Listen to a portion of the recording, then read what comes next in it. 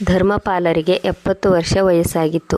ಈ ವಯಸ್ಸಿನಲ್ಲೂ ಕೂಡ ಅವರು ತುಂಬ ಗಟ್ಟಿಮುಟ್ಟಾಗಿದ್ದರು. ಬೆಳಗಿನ ವಾಕಿಂಗ್ನಿಂದ ಮರಳಿ ಬಂದಾಗ ಅವರ ಮುಖ ಫ್ರೆಶ್ ಆಗಿತ್ತು. ಸೂರ್ಯನ ಕಿರಣಗಳು ಕೂಡ ಈಗಷ್ಟೇ ಮನೆಯ ಅಂಗಳದಲ್ಲಿ ಸಂಪೂರ್ಣವಾಗಿ ಹರಡಿರಲಿಲ್ಲ. ಅವರು ತಮ್ಮ ಕೋಣೆಯ ಕಡೆಗೆ ಬಂದರು. ಬಾಗಿಲನ್ನು ತೆರೆದು ಒಳಗಡೆ ಇಣುಕಿ ನೋಡಿದಾಗ ಅವರ ಪತ್ನಿ ಆಶಾ ಅವರು ಇನ್ನೂ ಆಳವಾದ ನಿದ್ದೆಯಲ್ಲಿದ್ದರು. ಚಾದರವನ್ನು ಎದೆಯವರೆಗೂ ಎಳೆದು ಧರ್ಮಪಾಲರು ಶಾಂತವಾಗಿ ಬಾಗಿಲನ್ನು ಮುಚ್ಚಿ ಕೋಣೆಯಿಂದ ಹೊರಬಂದರು. ಅಂಗಳದಲ್ಲಿ ಇಟ್ಟ ಕುರ್ಚಿಯಲ್ಲಿ ಕುಳಿತುಕೊಳ್ಳುವಷ್ಟರಲ್ಲಿ ಅವರ ಸೊಸೆ ಸಾರಿಕಾ ಕೈಯಲ್ಲಿ ಚಹಾ ಹಿಡಿದುಕೊಂಡು ಹಾಜರಾದಳು. ಅಪ್ಪಾಜಿ, ತೆಗೆದುಕೊಳ್ಳಿ, ಬಿಸಿ ಬಿಸಿ ಚಹಾ ರೆಡಿಯಾಗಿದೆ. ಸಾರಿಕಾಳು ಮುಗುಳ್ನಗುತ್ತಾ ಟ್ರೇಯನ್ನು ಮುಂದೆ ಹಿಡಿದಳು. ಅರೆ ವಾವ್ ಮಗಳೇ, 100 ವರ್ಷ ಕಾಲ ಬಾಳು. ಧರ್ಮಪಾಲ್ ಅವರು ಚಹಾದ ಲೋಟವನ್ನು ಎತ್ತಿಕೊಳ್ಳುತ್ತಾ ಹೇಳಿದರು. ನಾನು ಈಗಲೇ ನನಗೆ ಚಹಾ ಮಾಡಿಕೊಡು ಎಂದು ಹೇಳಬೇಕೆಂದು ಯೋಚಿಸುತ್ತಿದ್ದೆ. ಆದರೆ ನೀನಂತೂ ನನ್ನ ಮನಸ್ಸಿನ ಮಾತನ್ನು ಪ್ರತಿನಿತ್ಯದಂತೆ ನಾನು ಹೇಳುವುದಕ್ಕಿಂತ ಮೊದಲೇ ತಿಳಿದುಕೊಂಡೆಯಲ್ಲ. ಬಹುಶಃ ಹಿಂದಿನ ಜನ್ಮದಲ್ಲಿ ನಾವಿಬ್ಬರು ತಂದೆ ಮಗಳಾಗಿರಬೇಕು. ಹೀಗೆ ಹೇಳುವಾಗ ಅವರ ಮುಖದಲ್ಲಿ ಮಂದಹಾಸವಿತ್ತು. ಆಗ ಸಾರಿಕಾ ಹೇಳಿದಳು, ಹಿಂದಿನ ಜನ್ಮ ಯಾಕೆ ಅಪ್ಪಾಜಿ, ಈ ಜನ್ಮದಲ್ಲಿಯೇ ನಮ್ಮಿಬ್ಬರ ಸಂಬಂಧವು ತಂದೆ ಮಗಳ ಸಂಬಂಧವಾಗಿದೆ. ಹೌದು ಮಗಳೇ, ₹1,00,000 ಕೊಡುವ ಮಾತನಾಡಿದ್ದೀಯಾ ಎಂದು ಧರ್ಮಪಾಲ್ ಅವರು ಚಿಟಿಕೆ ಹಾರಿಸುತ್ತಾ ನಕ್ಕರು. ಚಹಾದ ಸವಿಯನ್ನು ಸವಿಯುತ್ತಾ ಹೇಳಿದರು. ಒಳ್ಳೆಯದು ಮಗಳೇ. ಸುನೀಲ್ ಯಾವಾಗ ಬರುತ್ತಿದ್ದಾನೆ? ಸಾರಿಕಾಳ ಮುಖ ನಿರಾಸೆಯಿಂದ ಕಪ್ಪಿಟ್ಟಿತ್ತು. ಅಪ್ಪಾಜಿ, ಅವರು ಈ ಬಾರಿ ಮನೆಗೆ ಬರುವುದಿಲ್ಲ. ಕೆಲಸ ತುಂಬ ಇದೆ ಎಂದು ಹೇಳುತ್ತಿದ್ದರು. ಆದ್ದರಿಂದ ಅವರಿಗೆ ಬರಲು ಸಾಧ್ಯವಾಗುವುದಿಲ್ಲ. ಆಗ ಧರ್ಮಪಾಲ್ ಅವರು ಹುಬ್ಬೇರಿಸಿದರು. ಆದರೆ ಮಗಳೇ, ನಿಮ್ಮಿಬ್ಬರ ಮದುವೆಯಾಗಿ 1 ವರ್ಷವಾಗಿದೆ. ಈ ಸಂದರ್ಭದಲ್ಲಾದರೂ ಅವನು ನಿಮ್ಮ ಜೊತೆ ಇರಬೇಕು. ಮತ್ತೆ ಒಂದು ಕ್ಷಣ ನಿಂತು ಯಾವುದೋ ಒಂದು ಉಪಾಯ ಕಂಡುಕೊಂಡಂತೆ ಹೇಳಿದರು. ಆಯಿತು, ಏನು ತೊಂದರೆ ಇಲ್ಲ. ಒಂದು ವೇಳೆ ಅವನಿಗೆ ಸಮಯವಿಲ್ಲ ಎಂದ ಮೇಲೆ ನೀನೇ ಅಲ್ಲಿಗೆ ಹೊರಟು ಹೋಗು. ಅವನಿಗೆ ಸರ್ಪ್ರೈಸ್ ಕೊಡು. ಅವನಿಗೆ ತುಂಬ ಒಳ್ಳೆಯದಾಗುತ್ತದೆ. ಅಲ್ಲಿಗೆ ಹೋಗಿ ಕೆಲವು ದಿನ ಅವನ ಜೊತೆ ಕಳೆ ಮತ್ತು ಎಲ್ಲ ಕಡೆಗೂ ಸುತ್ತಾಡಿ. ಆಗ ಸಾರಿಕಾ ತಡಬಡಾಯಿಸಿದಳು. ಆದರೆ ಅಪ್ಪಾಜಿ, ಇಲ್ಲಿ ಮನೆಯಲ್ಲಿ. ಅರೆ ಮಗಳೇ, ಧರ್ಮಪಾಲ್ ಅವರು ಮಧ್ಯದಲ್ಲಿ ಬಾಯಿ ಹಾಕುತ್ತಾ ಹೇಳಿದರು. ನಿನಗೂ ಒಂದು ಜೀವನ ಇದೆಯಲ್ಲವೇ? ಮದುವೆ ಆ್ಯನಿವರ್ಸರಿಯನ್ನು ತುಂಬ ಚೆನ್ನಾಗಿ ಸೆಲೆಬ್ರೇಟ್ ಮಾಡು. ಇಲ್ಲದೆ ಹೋದರೆ ಇಲ್ಲಂತೂ ದಿನವಿಡೀ ಯಾವಾಗಲೂ ಕೆಲಸ ಮಾಡುತ್ತಲೇ ಇರುತ್ತೀಯ. ಸ್ವಲ್ಪ ನಿನಗಾಗಿಯೂ ಕೂಡ ಬದುಕು ಮತ್ತು ಎಲ್ಲರ ಜೊತೆಗೆ ಸಮಯವನ್ನು ಕಳೆ. ಆಗ ಆಶಾ ಅವರು ಕೋಣೆಯಿಂದ ಹೊರಬಂದರು. ಅರೆ, ಇವಳು ಎಲ್ಲಿಗೆ ಹೋಗುವ ಮಾತನಾಡುತ್ತಿದ್ದಾಳೆ? ಅಂಗಳದಲ್ಲಿ ಕಾಲಿಡುತ್ತಾ ಕೇಳಿದಾಗ, ಏನೂ ಇಲ್ಲ ಶ್ರೀಮತಿಯವರೇ. ಧರ್ಮಪಾಲರು ಸ್ವಲ್ಪ ಹಾಸ್ಯ ಮಾಡುತ್ತಾ ಹೇಳಿದರು. ನಾನು ಸೊಸೆಗೆ ಹೇಳುತ್ತಿದ್ದೆ, ಒಂದು ವೇಳೆ ಸುನೀಲ್ ಇಲ್ಲಿಗೆ ಬರುವುದಿಲ್ಲವೆಂದ ಮೇಲೆ ಇವಳೇ ಅವನಿಗೆ ಸರ್ಪ್ರೈಸ್ ನೀಡಲು ಅವನ ಬಳಿ ಹೋಗಲಿ. ಅವನಿಗೂ ಕೂಡ ತನ್ನ ಹೆಂಡತಿಯನ್ನು ನೋಡಿ ಖುಷಿಯಾಗಬಹುದು. ಆಗ ಆಶಾ ಅವರು ಸಾರಿಕಾಳ ಕಡೆಗೆ ನೋಡಿದರು. ಹೌದು ಸಾರಿಕಾ ಮಗಳೇ, ನನಗಾಗಿ ಬಿಸಿ ನೀರನ್ನು ತೆಗೆದುಕೊಂಡು ಬಾ. ಸಾರಿಕಾ ಅಡುಗೆ ಕೋಣೆಗೆ ಹೋಗುತ್ತಿದ್ದಂತೆ ಆಶಾ ಧರ್ಮಪಾಲ್ ಅವರ ಬಳಿ ಹೇಳಿದಳು. ನೀವು ಒಬ್ಬರಿದ್ದೀರಿ. ಒಂದು ವೇಳೆ ಸೊಸೆ ಮನೆಯಿಂದ ಹೊರಟು ಹೋದರೆ ಮನೆ ಕೆಲಸವನ್ನು ಯಾರು ಮಾಡುತ್ತಾರೆ? ಮೊದಲಿನ ಮಾತು ಬೇರೆಯಾಗಿತ್ತು. ಈಗ ನನ್ನಿಂದ ಹೆಚ್ಚು ಕೆಲಸ ಮಾಡಲು ಆಗುತ್ತಿಲ್ಲ. ಆಗ ಧರ್ಮಪಾಲರು ನಗುತ್ತಾ ಉತ್ತರ ನೀಡಿದರು. ಶ್ರೀಮತಿಯವರೇ, ನಾನಿದ್ದೇನಲ್ಲ, ಸೊಸೆ ಇಲ್ಲದಿದ್ದಾಗಲೂ ನಾವಿಬ್ಬರೇ ಸೇರಿ ಕೆಲಸ ಮಾಡುತ್ತಿದ್ದೇವಲ್ಲವೇ? ಮತ್ತು ಈಗ ಬಂಟಿಗೂ ಕೂಡ 5 ವರ್ಷವಾಗಿದೆ. ಮಾಡಲು ಅಷ್ಟು ದೊಡ್ಡ ಕೆಲಸ ಏನಿದೆ? ಆಶಾ ಅವರು ಹುಬ್ಬೇರಿಸುತ್ತಾ ಹೇಳಿದರು. ಏನು, ಬಂಟಿಯನ್ನು ಕೂಡ ನಾವು ನೋಡಿಕೊಳ್ಳಬೇಕಾ? ಧರ್ಮಪಾಲ್ ಅವರು ಮತ್ತೆ ನಕ್ಕರು. ಅರೆ ಶ್ರೀಮತಿಯವರೇ, ಒಮ್ಮೆಯಾದರೂ ಮಗ ಸೊಸೆಗೆ ಮೋಜು ಮಸ್ತಿ ಮಾಡುವ ಅವಕಾಶ ನೀಡು. ನಿನಗೆ ಕಾಣಿಸುತ್ತಿಲ್ಲವೇ, ಸುನೀಲ್ನು ಮನೆಗೆ ಬಂದು ಎಷ್ಟು ದಿನಗಳಾಗಿವೆ? ಸಾರಿಕಾಳಿಗೂ ಕೂಡ ಅವಳದೇ ಆದ ಕೆಲವು ಇಚ್ಛೆಗಳು ಇರುತ್ತವಲ್ಲವೇ? ತನ್ನ ಪತಿಯ ಜೊತೆ ಸುತ್ತಾಡಬೇಕು, ಅವನ ಜೊತೆ ಕಾಲ ಕಳೆಯಬೇಕು ಎಂದು ಹೆಣ್ಣು ಮಕ್ಕಳಿಗೆ ಆಸೆ ಇರುತ್ತದೆ ಅಲ್ಲವೇ? ಈಗ ಸಾರಿಕಾಳು ಗೊಂದಲದಲ್ಲಿದ್ದಳು.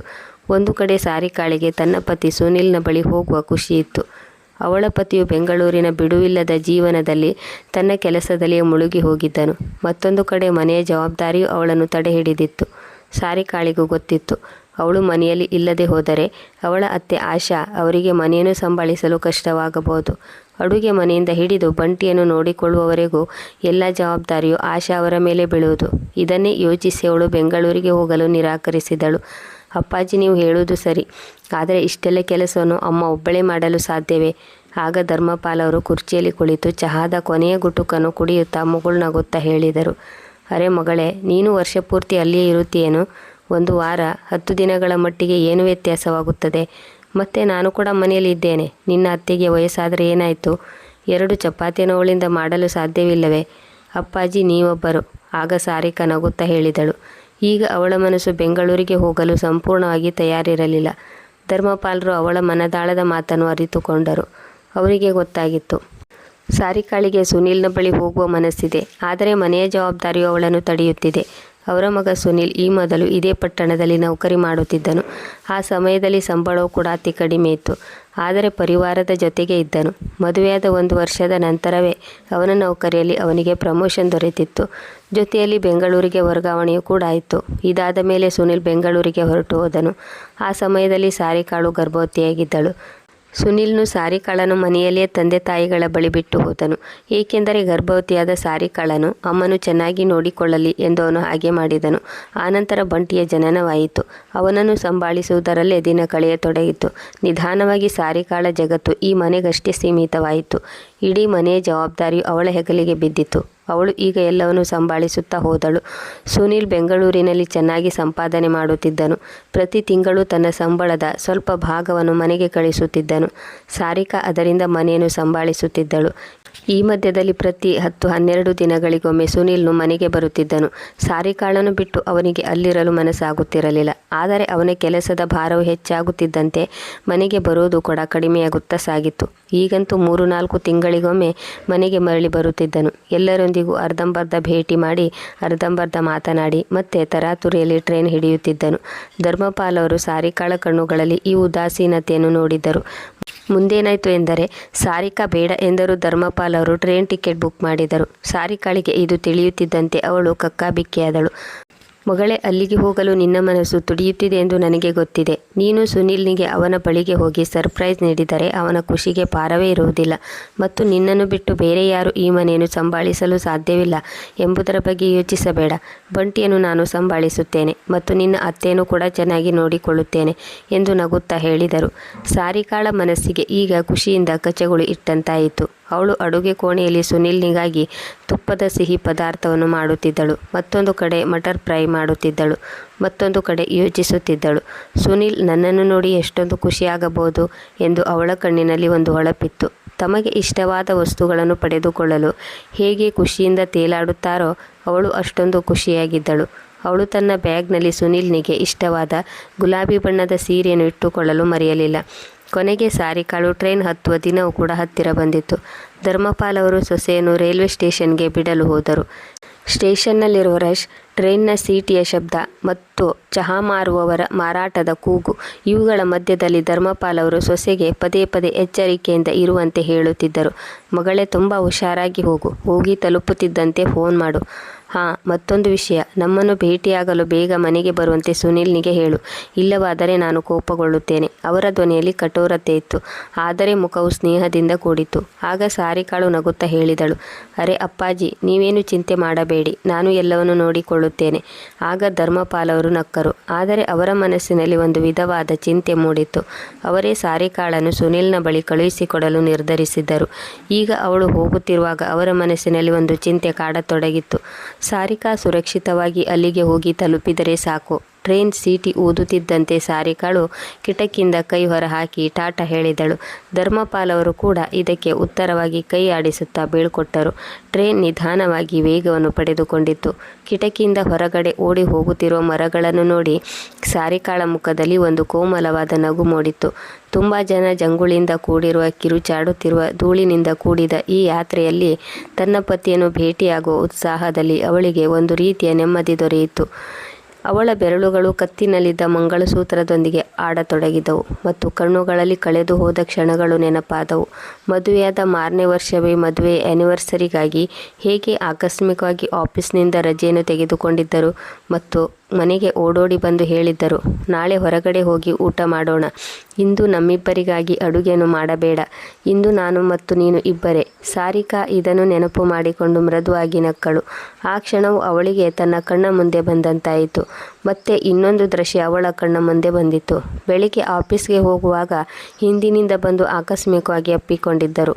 ಮತ್ತೆ ಹೇಳಿದ್ದರು, ನೀನು ಇಲ್ಲದಿದ್ದರೆ ನಾನು ಏನಾಗುತ್ತಿದ್ದೇನೋ ಗೊತ್ತಿಲ್ಲ. ಅವಳ ಗಲ್ಲದ ಮೇಲೆ ಕಚಗುಳಿ ಮೂಡಿತು. ಆಗ ಅವಳ ಬದಿಯಲ್ಲಿ ಕುಳಿತ ಒಬ್ಬಳು ಮಹಿಳೆ ನೋಡಿದಳು ಮತ್ತು ಅವಳು ಕೂಡ ನಕ್ಕಳು. ಅವಳಿಗೂ ಕೂಡ ಅರ್ಥವಾಯಿತು, ಇವಳು ಯಾವುದೋ ಒಂದು ಸುಂದರವಾದ ಕ್ಷಣಗಳನ್ನು ನೆನಪು ಮಾಡಿಕೊಳ್ಳುತ್ತಿದ್ದಾಳೆ. ಮದುವೆಯಾದ 7 ವರ್ಷಗಳ ನಂತರ ನಾನು ಈ ರೀತಿಯಲ್ಲಿ ಮದುವೆ ಆ್ಯನಿವರ್ಸರಿಗೆ ಸುನಿಲ್ನಿಗೆ ಸರ್ಪ್ರೈಸ್ ನೀಡುತ್ತೇನೆ ಎಂದು ಅವನು ಕನಸಿನಲ್ಲಿ ಊಹಿಸಿರಲು ಸಾಧ್ಯವಿಲ್ಲ. ನನ್ನನ್ನು ನೋಡಿ ಖುಷಿಯಿಂದ ಹುಚ್ಚನಾಗುವನು ಮತ್ತು ಸಿಟ್ಟು ಕೂಡ ಮಾಡಿಕೊಳ್ಳುವನು. ನನಗೆ ಹೇಳದೆ ಕೇಳದೆ ಏಕೆ ಹೊರಟು ಬಂದಿದ್ದೀಯಾ? ಎಂದು ನನ್ನ ಮೇಲೆ ಕೋಪ ಕೂಡ ಮಾಡಿಕೊಳ್ಳುತ್ತಾನೆ ಮತ್ತು ನನ್ನನ್ನು ಅಪ್ಪಿಕೊಂಡು ಹೇಳುತ್ತಾನೆ, ಈಗ ಎಂದಿಗೂ ನನ್ನನ್ನು ಬಿಟ್ಟು ಹೋಗಬೇಡ ಎಂದು. ಸಾರಿಕಾಳು ಕಣ್ಣು ಮುಚ್ಚಿಕೊಂಡು ಕಲ್ಪನೆಯಲ್ಲಿ ಮುಳುಗಿ ಹೋದಳು. ಈಗ ಅವಳು ಪ್ರತಿ ಸ್ಟೇಷನ್ನಲ್ಲೂ ಅಂದುಕೊಳ್ಳುತ್ತಿದ್ದಳು, ಸುನಿಲ್ ಅಲ್ಲಿಯೇ ನಿಂತಿರುವಂತೆ, ಅವನು ಓಡಿ ಬಂದು ಅವಳನ್ನು ಅಪ್ಪಿಕೊಂಡಂತೆ ಕನಸು ಕಾಣುತ್ತಿದ್ದಳು. ಪ್ರಯಾಣದ ದಾರಿಯು ತುಂಬ ದೀರ್ಘವಾಗಿತ್ತು, ಆದರೆ ಹೃದಯದ ಬಡಿತಕ್ಕೆ ಸಮಯ ರೆಕ್ಕೆಯನ್ನು ನೀಡಿತ್ತು. ಸಂಜೆ 7 ಗಂಟೆ ಆಗುತ್ತಿದ್ದಂತೆ ಟ್ರೈನ್ ಬೆಂಗಳೂರಿನ ರೈಲ್ವೆ ಸ್ಟೇಷನ್ಗೆ ಬಂದು ನಿಂತಿತ್ತು. ವಾತಾವರಣ ತಂಪಾಗಿತ್ತು. ಸ್ಟೇಷನ್ನ ಜನಜಂಗುಳಿಯಲ್ಲಿ ಚಹಾ ಮಾರುವವರು, ಕೂಲಿಗಳು ಮತ್ತು ಯಾತ್ರಿಗಳ ಶಬ್ದವು ಜೋರಾಗಿ ಮೊಳಗುತ್ತಿತ್ತು. ಸಾರಿಕಾಳು ತನ್ನ ಹೆಗಲಿಗೆ ಬ್ಯಾಗನ್ನು ಹಾಕಿಕೊಂಡು ಪ್ಲ್ಯಾಟ್ಫಾರ್ಮ್ನಿಂದ ಕೆಳಕ್ಕೆ ಇಳಿಯತೊಡಗಿದಳು. ಆಗ ಅವಳ ಫೋನ್ ರಿಂಗ್ ಆಯಿತು. ಸ್ಕ್ರೀನ್ನಲ್ಲಿ ಅಪ್ಪಾಜಿಯ ಹೆಸರನ್ನು ನೋಡಿ ಮುಗುಳ್ನಕ್ಕಳು. ಹೌದು ಅಪ್ಪಾಜಿ, ನಾನು ಬಂದು ತಲುಪಿದ್ದೇನೆ, ಅವಳು ಉತ್ಸಾಹದಲ್ಲಿ ಹೇಳಿದಳು. ಈಗಷ್ಟೇ ಸ್ಟೇಷನ್ನಲ್ಲಿ ಇಳಿದಿದ್ದೇನೆ, ಈಗ ಆಟೋ ಮಾಡಿಕೊಂಡು ಹೋಗುತ್ತೇನೆ. ಧರ್ಮಪಾಲ್ ಅವರ ಧ್ವನಿಯಲ್ಲಿ ಚಿಂತೆ ಮೂಡಿತು. ಅರೆ ಮಗಳೇ, ಅಡ್ರೆಸ್ಸನ್ನು ಧ್ಯಾನವಿಟ್ಟು ಓದಿಕೋ. ಹಾಂ ಅಪ್ಪಾಜಿ, ನನಗೆ ಅಡ್ರೆಸ್ ನೆನಪಿದೆ, ನಗುತ್ತಾ ಉತ್ತರ ನೀಡಿದಳು. ಆದರೂ ಒಮ್ಮೆ ವಾಟ್ಸಪ್ನಲ್ಲಿ ನೋಡಿಕೋ, ನಾನು ಕಳುಹಿಸಿದ್ದೇನೆ. ಧರ್ಮಪಾಲ್ ಅವರು ಹಠ ಮಾಡಿದರು. ಆಯಿತು ಸರಿ ಅಪ್ಪಾಜಿ, ಅಲ್ಲಿಗೆ ತಲುಪಿದ ಮೇಲೆ ಫೋನ್ ಮಾಡುತ್ತೇನೆ. ಇಷ್ಟು ಹೇಳಿ ಸಾರಿಕಾಳು ಫೋನ್ ಕಟ್ ಮಾಡಿದಳು. ಅವಳು ವಾಟ್ಸಪ್ಪನ್ನು ಓಪನ್ ಮಾಡಿದಳು. ಅಡ್ರೆಸ್ ಮತ್ತೊಮ್ಮೆ ಓದಿಕೊಂಡಳು. ಆನಂತರ ಒಂದು ಆಟೋವನ್ನು ಕರೆದು ಸುನಿಲ್ನ ಫ್ಲ್ಯಾಟ್ನ ಅಡ್ರೆಸ್ಸನ್ನು ಆಟೋದವನಿಗೆ ಹೇಳಿದಳು. ಆಟೋದಲ್ಲಿ ಕುಳಿತುಕೊಳ್ಳುತ್ತಿದ್ದಂತೆ ಸಾರಿಕಾಳ ಹೃದಯವು ಜೋರು ಜೋರಾಗಿ ಬಡಿದುಕೊಳ್ಳತೊಡಗಿತ್ತು. ಅವಳು ಯೋಚಿಸುತ್ತಿದ್ದಳು, ನಾನು ಸುನಿಲ್ನ ಮುಂದೆ ಬಂದಾಗ ಅವನು ಹೇಗೆ ರಿಯಾಕ್ಟ್ ಮಾಡಬಹುದು? ಅವನು ನನ್ನನ್ನು ನೋಡಿ ಎದ್ದು ಕೂಗಾಡಬಹುದೇ? ಅಥವಾ ನನ್ನನ್ನು ತನ್ನ ಅಪ್ಪುಗೆಯಲ್ಲಿ ಬಳಸಿಕೊಳ್ಳಬಹುದೇ? ಬೆಂಗಳೂರಿನ ಬೀದಿಯ ಹೊಂಬೆಳಕು, ಎತ್ತರವಾದ ಕಟ್ಟಡಗಳು, ಪಳಪಳ ಹೊಳೆಯುವ ಲೈಟ್ಗಳು, ಅವಳಿಗೆ ಒಂದು ಬೇರೆ ಪ್ರಪಂಚ ನೋಡಿದ ಅನುಭವವಾಯಿತು. ಇದು ಸುನಿಲ್ನ ನಗರವಾಗಿತ್ತು. ಈಗ ಅವಳು ಅವನ ಪ್ರಪಂಚಕ್ಕೆ ಕಾಲಿಡಲು ಹೋಗುತ್ತಿದ್ದಳು. ಆಟೋ ಒಂದು ಮಲ್ಟಿ ಸ್ಟೋರ್ ಬಿಲ್ಡಿಂಗ್ನ ಮುಂದೆ ಬಂದು ನಿಂತಿತ್ತು. ಸಾರಿಕಾಳು ಹಣವನ್ನು ನೀಡಿ ಬ್ಯಾಗನ್ನು ಹೆಗಲಿಗೆ ನೇತು ಹಾಕಿಕೊಂಡು ಲಿಫ್ಟ್ನ ಕಡೆಗೆ ಸಾಗಿದಳು. ಅವಳ ಹೃದಯ ಜೋರಾಗಿ ಬಡಿದುಕೊಳ್ಳುತ್ತಿತ್ತು. ಲಿಫ್ಟಿನಲ್ಲಿ ನಿಂತು ಅವಳು ತನ್ನ ಮುಖವನ್ನು ಒಮ್ಮೆ ಕನ್ನಡಿಯಲ್ಲಿ ನೋಡಿಕೊಂಡಳು ಮತ್ತು ತನ್ನ ಮೇಕಪ್ ಸರಿ ಮಾಡಿಕೊಂಡಳು ಮತ್ತು ಪರ್ಫ್ಯೂಮ್ ಸ್ಪ್ರೇ ಮಾಡಿಕೊಂಡಳು. ಲಿಫ್ಟ್ನಿಂದ ಹೊರಬಂದು ಸುನಿಲ್ನ ಫ್ಲ್ಯಾಟ್ನ ಬಾಗಿಲ ಬಳಿ ಬಂದನು. ಸುನಿಲ್ ನೇಮ್ ಪ್ಲೇಟ್ ಮೇಲೆ ಸುನಿಲ್ ಶರ್ಮಾ ಎಂದು ಬರೆಯಲಾಗಿತ್ತು. ಮುಖದ ಮೇಲೆ ಮುಗುಳು ನಗೆಯನ್ನು ಬೀರುತ್ತಾ ಬಾಗಿಲ ಕರೆಗಂಟೆಯನ್ನು ಒತ್ತಿದಳು. ಕೆಲವು ಕ್ಷಣಗಳ ನಂತರ ಬಾಗಿಲು ತೆರೆಯಿತು. ಸಾರಿಕಾಳ ಎದೆಯ ಬಡಿತವು ಆ ಕ್ಷಣದಲ್ಲಿ ನಿಂತು ಹೋದಂತಾಯಿತು. ನೋಡಿದಾಗ ಎದುರು ಸುನಿಲ್ ನಿಂತಿದ್ದನು. ಅವನ ಕಣ್ಣುಗಳಲ್ಲಿ ಆಶ್ಚರ್ಯದ ಹೊಳಪು ಮೂಡಿತು. ಆದರೆ ಆ ಹೊಳಪು ಸಾರಿಕಾ ಯಾವ ರೀತಿಯಲ್ಲಿ ತನ್ನ ಕಲ್ಪನೆಯನ್ನು ನೋಡಿದ್ದಳೋ ಅದು ಆ ರೀತಿಯ ಹೊಳಪಾಗಿರಲಿಲ್ಲ. ಸುನಿಲ್ನ ಕಣ್ಣುಗಳು ಅರಳಿದವು, ಕೈಕಾಲುಗಳು ಮರಗಟ್ಟಿದಂತಾದವು. ಅವನು ಕಲ್ಲಿನಂತೆ ಸ್ತಬ್ಧನಾಗಿ ನಿಂತನು. ಅವನು ಯಾವುದೋ ಭೂತವನ್ನು ನೋಡುತ್ತಿರುವಂತೆ. ಸಾರಿಕಾ, ಅವನ ಧ್ವನಿಯಲ್ಲಿ ಆಶ್ಚರ್ಯವಿತ್ತು. ಸಾರಿಕಾಳು ಸುನಿಲ್ನ ಪರಿಸ್ಥಿತಿಯನ್ನು ನೋಡಿ ಮಂದವಾಗಿ ನಕ್ಕಳು. ನೋಡಿದ್ರಾ, ನಿಮಗೆ ಅಚ್ಚರಿ ಮೂಡಿಸಿದ್ದೇನಲ್ಲವೇ? ಅವಳು ಮಂದವಾಗಿ ನಗುತ್ತಾ ಹೇಳಿದಳು. ಆದರೆ ಅವನ ಧ್ವನಿಯಲ್ಲಿ ಯಾವುದೋ ಹೇಳಲಾಗದ ಚಿಂತೆ ಆವರಿಸಿತ್ತು. ಈಗ ಇಷ್ಟೊಂದು ಆಶ್ಚರ್ಯಚಕಿತವಾಗಿ ಏಕೆ ನಿಂತುಕೊಂಡಿದ್ದೀಯಾ? ಅಯ್ಯೋ ಸುನಿಲ್, ಇದು ಕನಸಲ್ಲ, ನಿಜವಾಗಿದೆ. ನಿಮ್ಮ ಪತ್ನಿ ನಿಮ್ಮೆದುರಿಗೆ ನಿಂತಿದ್ದಾಳೆ. ಅವನ ಧ್ವನಿಯು ಗಂಟಲಿನಲ್ಲೇ ಸಿಕ್ಕಿ ಹಾಕಿಕೊಂಡಂತಾಯಿತು. ಸಾರಿಕಾ, ನೀನು ಇಲ್ಲಿ? ಅವನ ಧ್ವನಿ ನಡುಗುತ್ತಿತ್ತು. ಯಾವುದೋ ಬಿರುಗಾಳಿಯು ಅವನ ಸುತ್ತಲೂ ಬೀಸುತ್ತಿರುವಂತೆ ಅವನಿಗೆ ಭಾಸವಾಯಿತು. ಈಗ ಸಾರಿಕಾಳ ಮನದಲ್ಲಿ ಒಂದು ಚಿಕ್ಕ ಗಾಬರಿ ಉಂಟಾಗಲು ಶುರುವಾಯಿತು. ಏಕೆಂದರೆ ಸುನಿಲ್ನ ಕಣ್ಣುಗಳಲ್ಲಿ ಖುಷಿಯ ಬದಲಾಗಿ ಹೆದರಿಕೆ ತೋರತೊಡಗಿತ್ತು. ಆಗ ಒಳಗಡೆಯಿಂದ ಒಂದು ಜೋರಾದ ನಿರ್ಭಯವಾದ ಶಬ್ದವು ಮೊಳಗಿತ್ತು. ಸುನಿಲ್, ಬಾಗಿಲ ಬಳಿ ಯಾರು ಬಂದಿದ್ದಾರೆ? ಇದನ್ನು ಕೇಳಿ ಸಾರಿಕಾಳ ಹೃದಯ ಒಂದು ಕ್ಷಣ ಬಡಿದುಕೊಳ್ಳುವುದು ನಿಂತಂತಾಯಿತು. ಅದು ಅಪರಿಚಿತ ಧ್ವನಿಯಾಗಿತ್ತು, ಆದರೆ ಆ ಧ್ವನಿಯಲ್ಲಿ ವಿಚಿತ್ರವಾದ ಅಧಿಕಾರವಿತ್ತು. ಸಾರಿಕಾಳಿಗೆ ಅಲ್ಲಿ ಏನು ನಡೆಯುತ್ತಿದೆ ಎಂದು ಅರ್ಥವಾಗುವುದಕ್ಕೂ ಮೊದಲೇ ಆ ಯುವತಿಯು ಬೆಡ್ರೂಮಿನಿಂದ ಹೊರಬಂದು ಬಾಗಿಲ ಬಳಿ ಬಂದು ತಲುಪಿದಳು. ಅವಳು ಮಂದವಾದ ನೀಲಿ ಬಣ್ಣದ ನೈಟಿಯನ್ನು ತೊಟ್ಟಿದ್ದಳು. ಕೂದಲುಗಳು ಹರಡಿಕೊಂಡಿದ್ದವು. ಮುಖದಲ್ಲಿ ನೆಮ್ಮದಿಯ ನಗುವಿತ್ತು. ಅರೆ ಸುನಿಲ್, ಏನು ವಿಷಯ? ಈ ಮಹಿಳೆ ಯಾರು? ಅವಳು ಸಾರಿಕಾಳ ಕಡೆಗೆ ನೋಡುತ್ತಾ ಹೇಳಿದಳು. ಸಾರಿಕಾಳ ದೃಷ್ಟಿಯು ಆ ಯುವತಿಯ ಮೇಲೆ ಬಿದ್ದಿತ್ತು. ಸುಂದರವಾದ ಮುಖ, ಸುಂದರವಾದ ಶರೀರ ಮತ್ತು ಅವಳ ಧ್ವನಿಯಲ್ಲಿ ಒಂದು ವಿಚಿತ್ರವಾದ ಅಹಂಕಾರವಿತ್ತು. ರೀ, ಯಾರು ನೀವು? ಮತ್ತು ನಮ್ಮ ಬಳಿ ನಿಮಗೆ ಏನು ಕೆಲಸವಿದೆ? ಅವಳು ಈ ಮನೆಯ ಮಾಲಕಿ ಎಂಬಂತೆ ಸಾರಿಕಾಳಲ್ಲಿ ಪ್ರಶ್ನೆಯನ್ನು ಕೇಳಿದಳು. ಸಾರಿಕಾಳಿಗೆ ಈ ಕ್ಷಣವು ಯಾವುದೇ ಕೆಟ್ಟ ಸ್ವಪ್ನಕ್ಕಿಂತ ಕಡಿಮೆಯೂ ಆಗಿರಲಿಲ್ಲ. ಅವಳು ಕಕ್ಕಾಬಿಕ್ಕಿಯಾದಳು. ಅವಳ ನಾಲಿಗೆಯು ಮಾತನಾಡಲು ಆಗದೆ ಅಂಟಿಕೊಂಡಂತಾಯಿತು. ಇವಳು ಏನನ್ನೋ ಹೇಳುವ ಮೊದಲೇ ಆ ಯುವತಿ ಮತ್ತೆ ಹೇಳಿದಳು. ಒಳ್ಳೆಯದು, ಅರ್ಥವಾಯಿತು. ನೀನು ಯಾವುದೋ ಸೇಲ್ಸ್ ಗರ್ಲ್ ಇರಬೇಕಲ್ಲವೇ? ಏನಾದರೂ ಮಾರಾಟ ಮಾಡಲು ಬಂದಿದೆಯಾ? ನಮಗೆ ಏನು ಬೇಡ, ಇಲ್ಲಿಂದ ಹೋಗು ಎಂದು ಹೇಳುತ್ತಾ ಅವಳು ಬಾಗಿಲನ್ನು ಬಂದ್ ಮಾಡಲು ಪ್ರಯತ್ನಿಸಿದಳು. ಸಾರಿಕಾಳ ಗಂಟಲು ಒಣಗಿ ಹೋಯಿತು. ಆಗ ಅವಳು ತನ್ನನ್ನು ತಾನು ಸಂಭಾಳಿಸಿಕೊಂಡಳು. ಒಂದು ನಿಮಿಷ. ಅವಳ ಧ್ವನಿಯಲ್ಲಿ ಒಂದು ವೇಗ ಇತ್ತು. ನಾನು ಯಾವುದೇ ಸೇಲ್ಸ್ ಗರ್ಲ್ ಅಲ್ಲ ಮತ್ತು ಏನನ್ನೂ ಮಾರಾಟ ಮಾಡಲು ಬಂದಿಲ್ಲ. ಅವಳು ದೀರ್ಘವಾದ ನಿಟ್ಟುಸಿರನ್ನು ಬಿಟ್ಟಳು. ತನ್ನ ಎಲ್ಲ ಧೈರ್ಯವನ್ನು ಒಂದು ಕಡೆ ಒಟ್ಟುಗೂಡಿಸಿದಂತೆ ಸಾರಿಕಾಳು ಆ ಯುವತಿಯ ಕಣ್ಣಲ್ಲಿ ಕಣ್ಣಿಟ್ಟು ಹೇಳಿದಳು, ಮೊದಲು ನೀವು ಹೇಳಿ, ನೀವು ಯಾರು ಮತ್ತು ನೀವು ಇಲ್ಲಿ ಏನು ಮಾಡುತ್ತಿದ್ದೀರಿ?